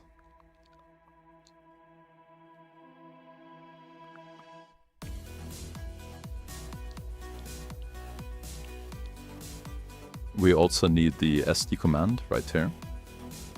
This has to do with due to how proxy chains operates. It needs ST to make a full TCP connection. Now it will work. So we can say that this is open. I can also show you in contrast without the proxy chains. This won't work. We try to scan for it. And then it's filtered. We don't see it. We try to scan for it. We don't see it, right? We need proxy chains because with proxy chains, we are essentially routing the traffic over this connected SOCKS proxy that we've set up, and we are reaching a machine inside of the network of this compromised machine. Now that this one is connected to our chisel, this one is essentially acting as a proxy that we are routing the traffic over to be able to attack other machines inside of that network. That's why we were interested in looking at the routes earlier on this particular machine. So yeah, we can now see that that port is open. And now, as long as you use proxy chains, you can essentially do anything that you would normally want to do. So yeah, we can see that this one is open. We can try to fingerprint it even using Netcat. And I think you will see something interesting is that, and again, let me just illustrate to you again that we need to use proxy chains for this to work. So we do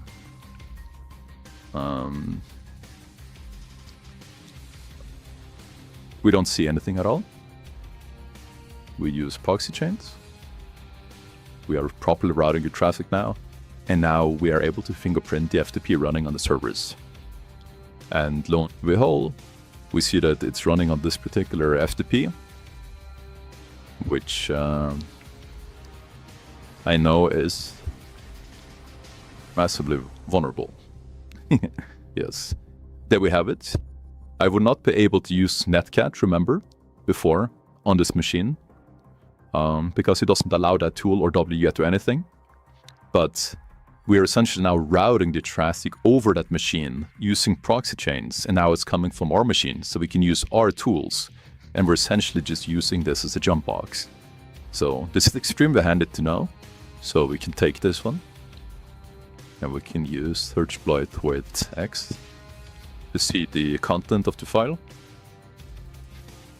We can see that these are the default values. So let us just grab the file and let us run it.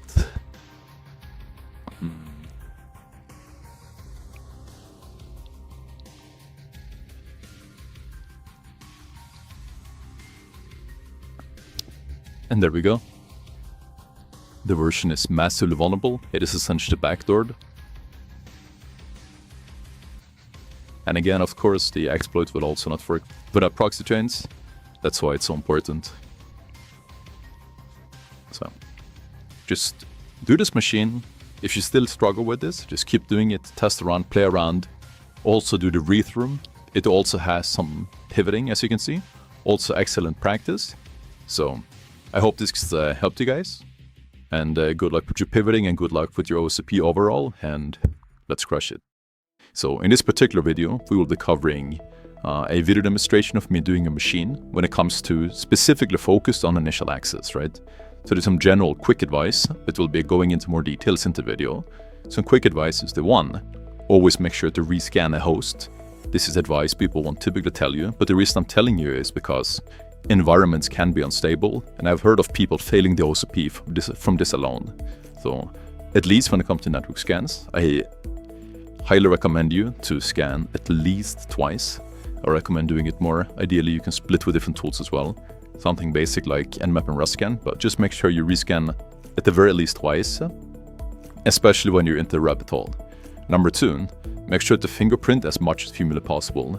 So everything when it comes to server headers, right? You may be able to find a specific version that perhaps has a public exploit. Something like a webmin version, right? That has a public exploit. So fingerprinting as much as possible. If to support you haven't seen it before, use netcat with double verbose mode on the IP in a specific port and see if you can find a specific version to be able to fingerprint more. Is it a web server? What type of TCP port is it, right? And on the topic of scanning, don't forget to scan UDP as well. Now, it's less typical that there is something there, but it's always a good idea. Obviously scan all the ports and do a lot of fuzzing, and there's a lot of fingerprinting, right? Fingerprinting is the name of the game. So those are the very basics, right? And I also recommend you have burp suites at least running in the background, so you'll be able to see passive paths that will be shown over time. But yeah, enough of me yapping for now. Really hope you guys enjoy the videos, and please enjoy. So we just started this mission. To again, just to give you more examples of how my actual methodology will look like. This is the machine I have already exported via King, as you can see right there. And it's something running. So, as per usual, I would just start with this jam like this.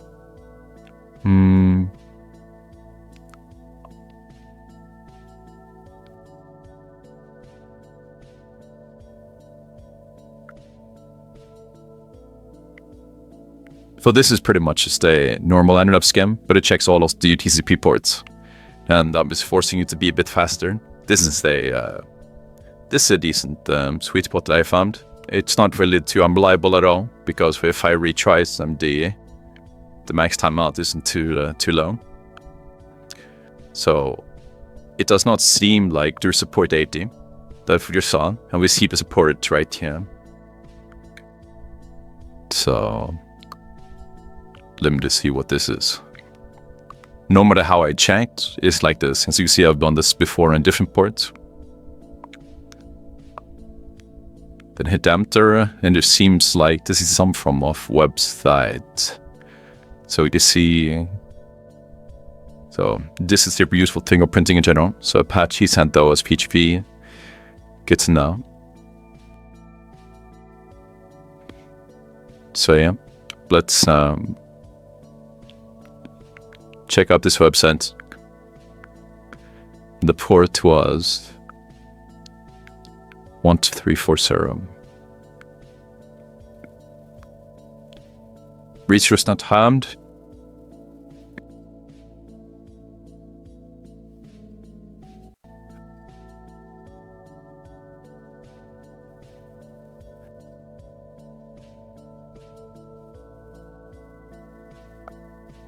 So I'm not entirely sure what this is.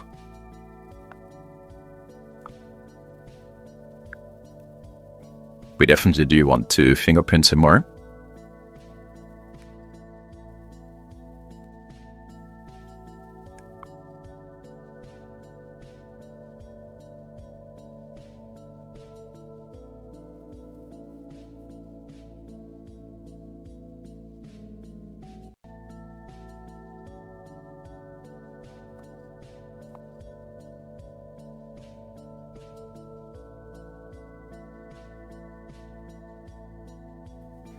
And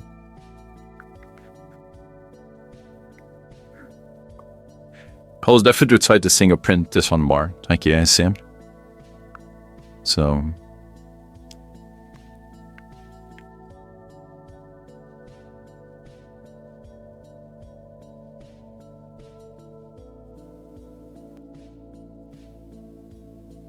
wanted 340. So what I'm doing now is just that I'm trying to specifically fingerprint these three ports that are open. And again, as I said before, I would recommend be running scans if you have been stuck on a machine sometimes, because the environments can be stable. And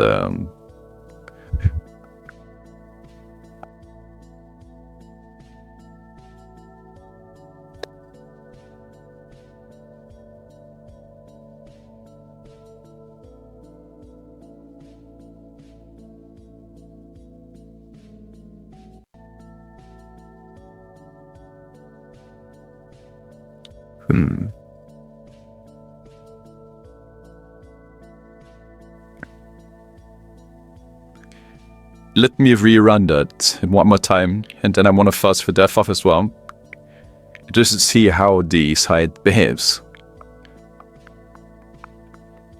So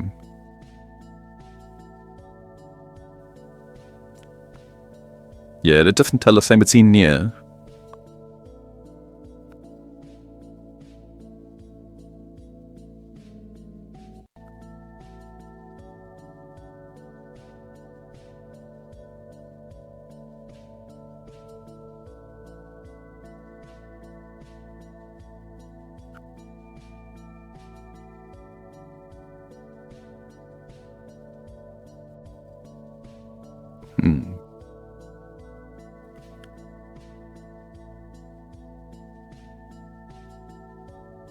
It's this one, but not particularly interesting.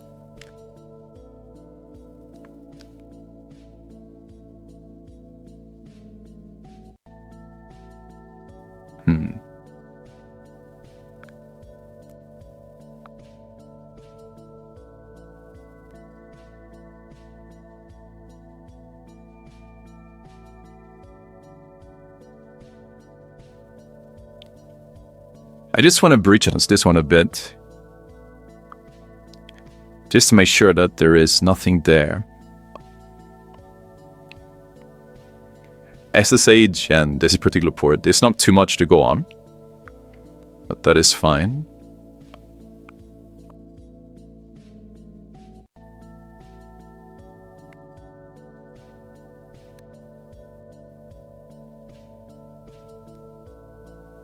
Yeah, this isn't too much info to go under dead.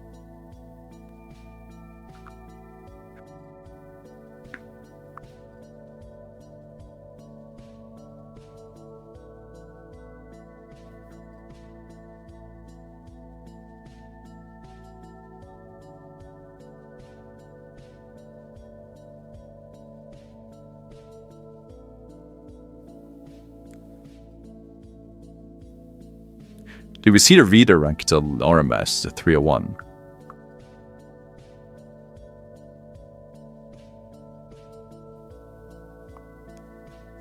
Do you see that the pretty much we have limited information? If we get like we rerun scans, and we want to fingerprint as much as humanly possible, and there we go. You just want to keep digging. So immediately this is interesting. So we can see PHP.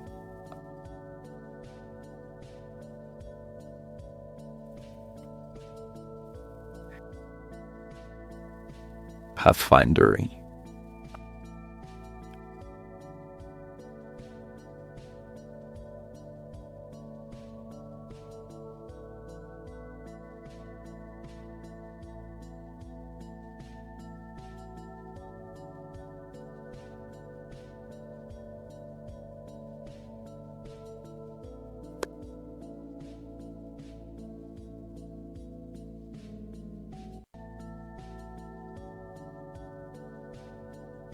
Kevin.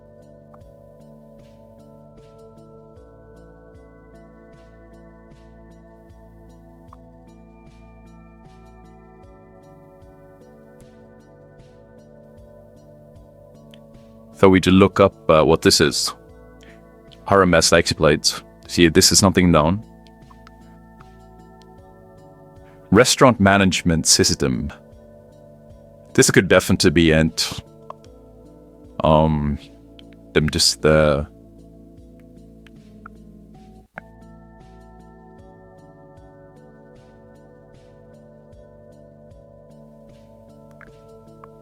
if I got stalked, then I would have opened up perp as well.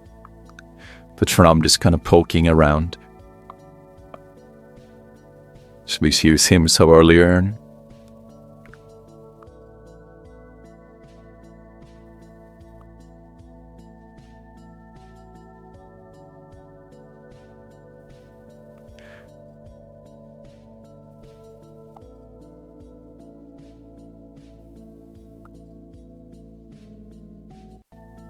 So we don't see anything new. So the biggest thing we have to really go off of is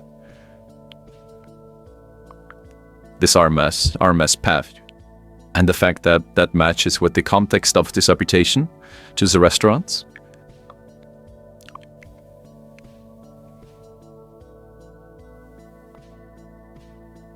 So let's take a look at some of these. Secret injection.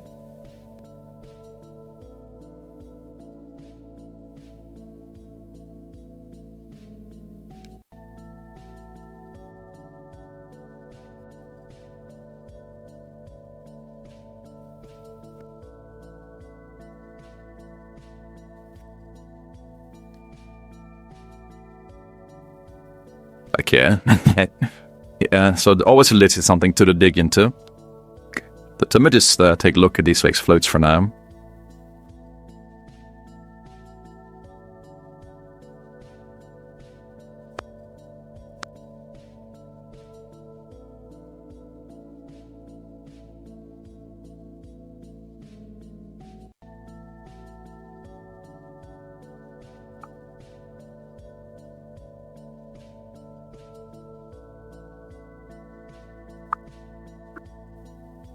There we go.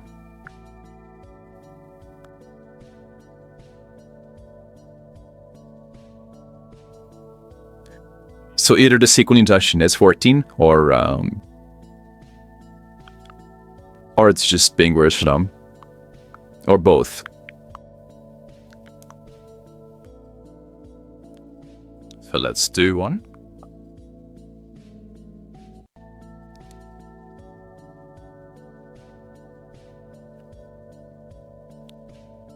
Let's attempt, see if it's still up the floor. And yeah, I'm definitely going to open up Burplam to play around. It's already taking out longer, so this is most likely the way. We could see possibly if we can dump some database credentials that reduce the potential login perhaps ups away. But yeah, definitely this seems like the way in. So unless we've fingerprinted at this specific port, was obviously a website with the nätgeteknik. And then breed forcing with FF, then we wouldn't have found this. Or again, if you scanned once and the environment was a bit unstable and this one didn't actually show up when you scanned, then you can get fucked that way as well. So I'll definitely make sure that you redo scans. And yeah, there we go. But so it's definitely vulnerable to synchronization, but it's also vulnerable to remote code execution. So let us try this one out.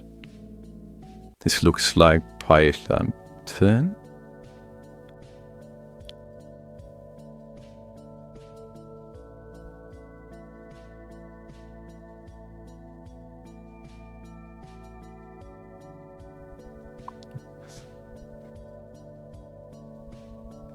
It has no efficiency. Some of the code looks a bit wrong, but we can try that. So there we go.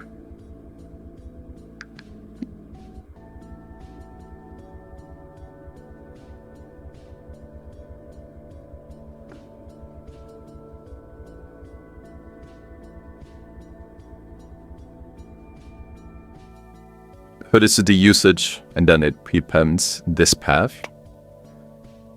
So we need to add it like so, how we're imagining.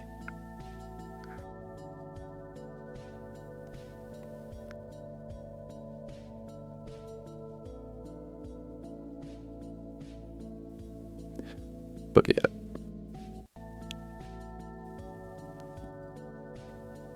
As we can see, this one is scuffed, so we can look on GitHub if we find something about for now, but tasked. I don't know if it would need all of these headers to begin with. This header just looks cookies around.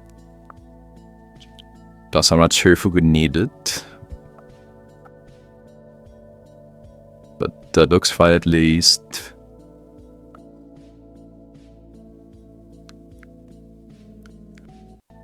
That also looks wrong.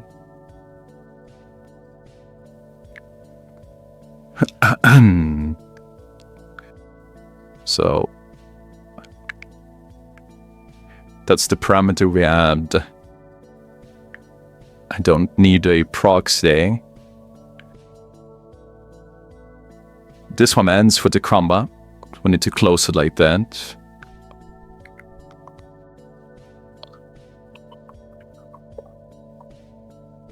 And then let's call or show.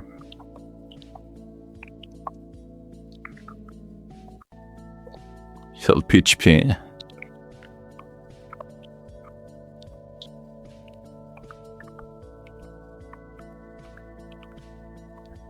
So let's see.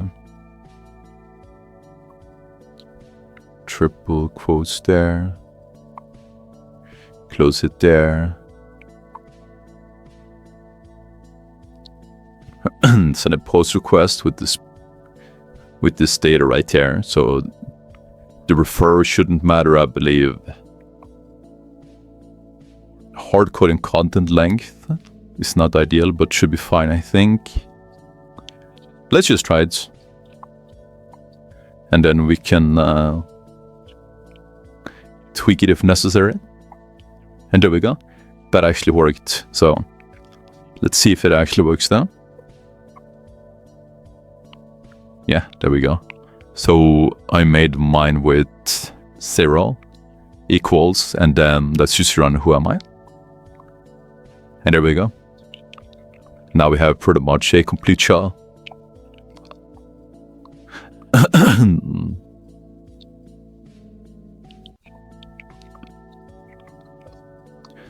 So let's grab a shell.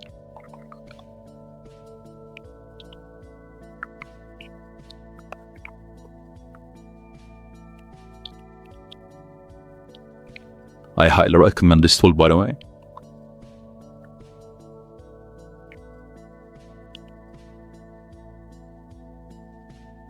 Hack tools.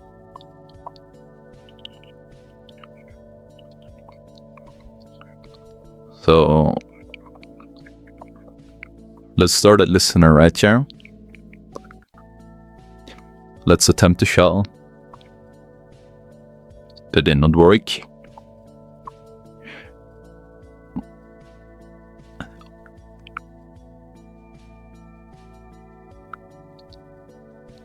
So let's try.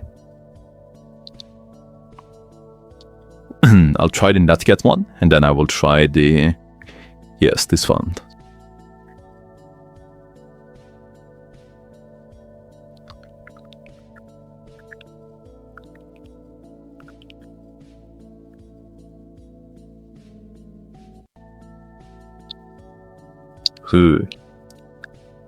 Hi.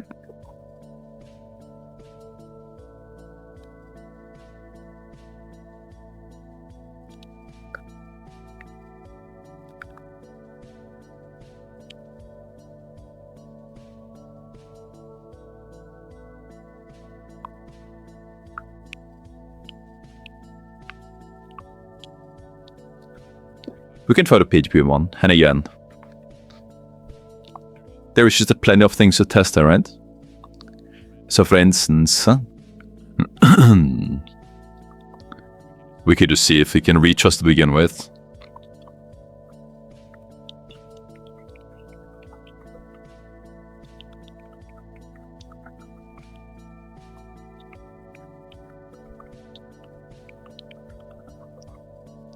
So we spawn up a web server right here. Yeah, so it does reach us, as we can see.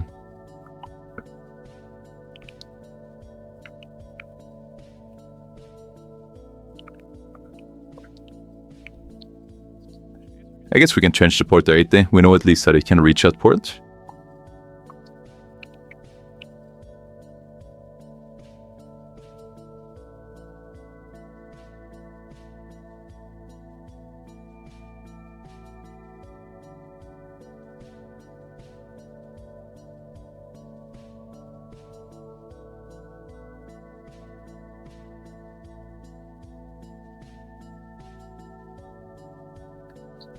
Let's try this one again.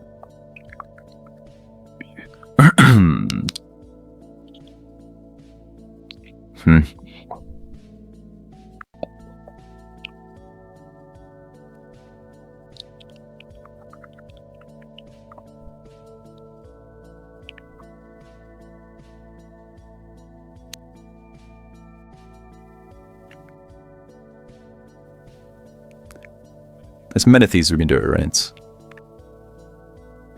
So this is just pretty much to see what works.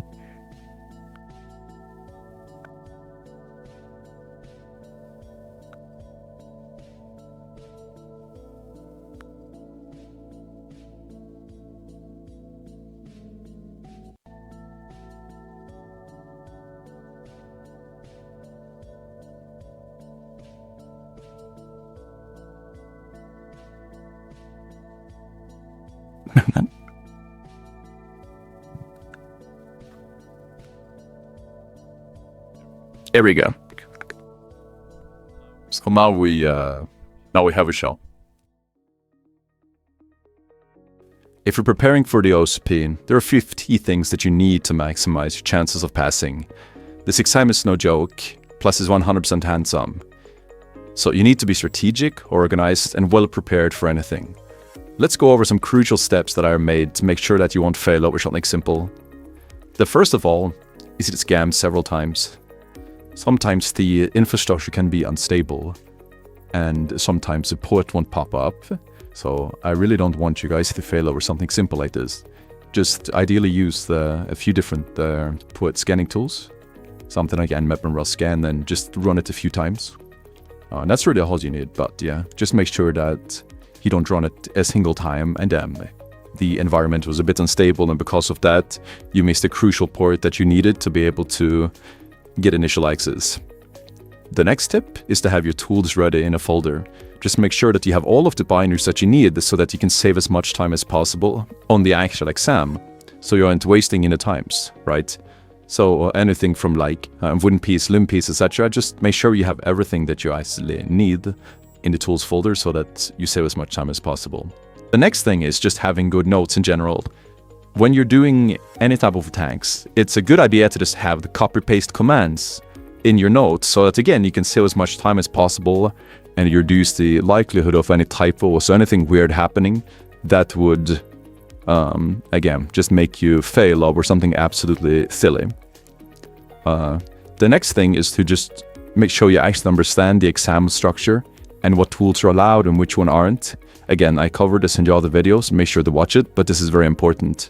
I have seen people fail because they don't even understand how the exam structure is set up.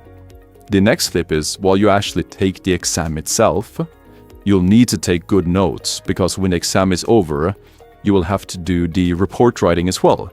So if you haven't taken good notes and then you lose access to the exam, you can't go back and re-export everything. So make sure that you have sufficient screenshots, sufficient notes, so that you can actually make a good report with it.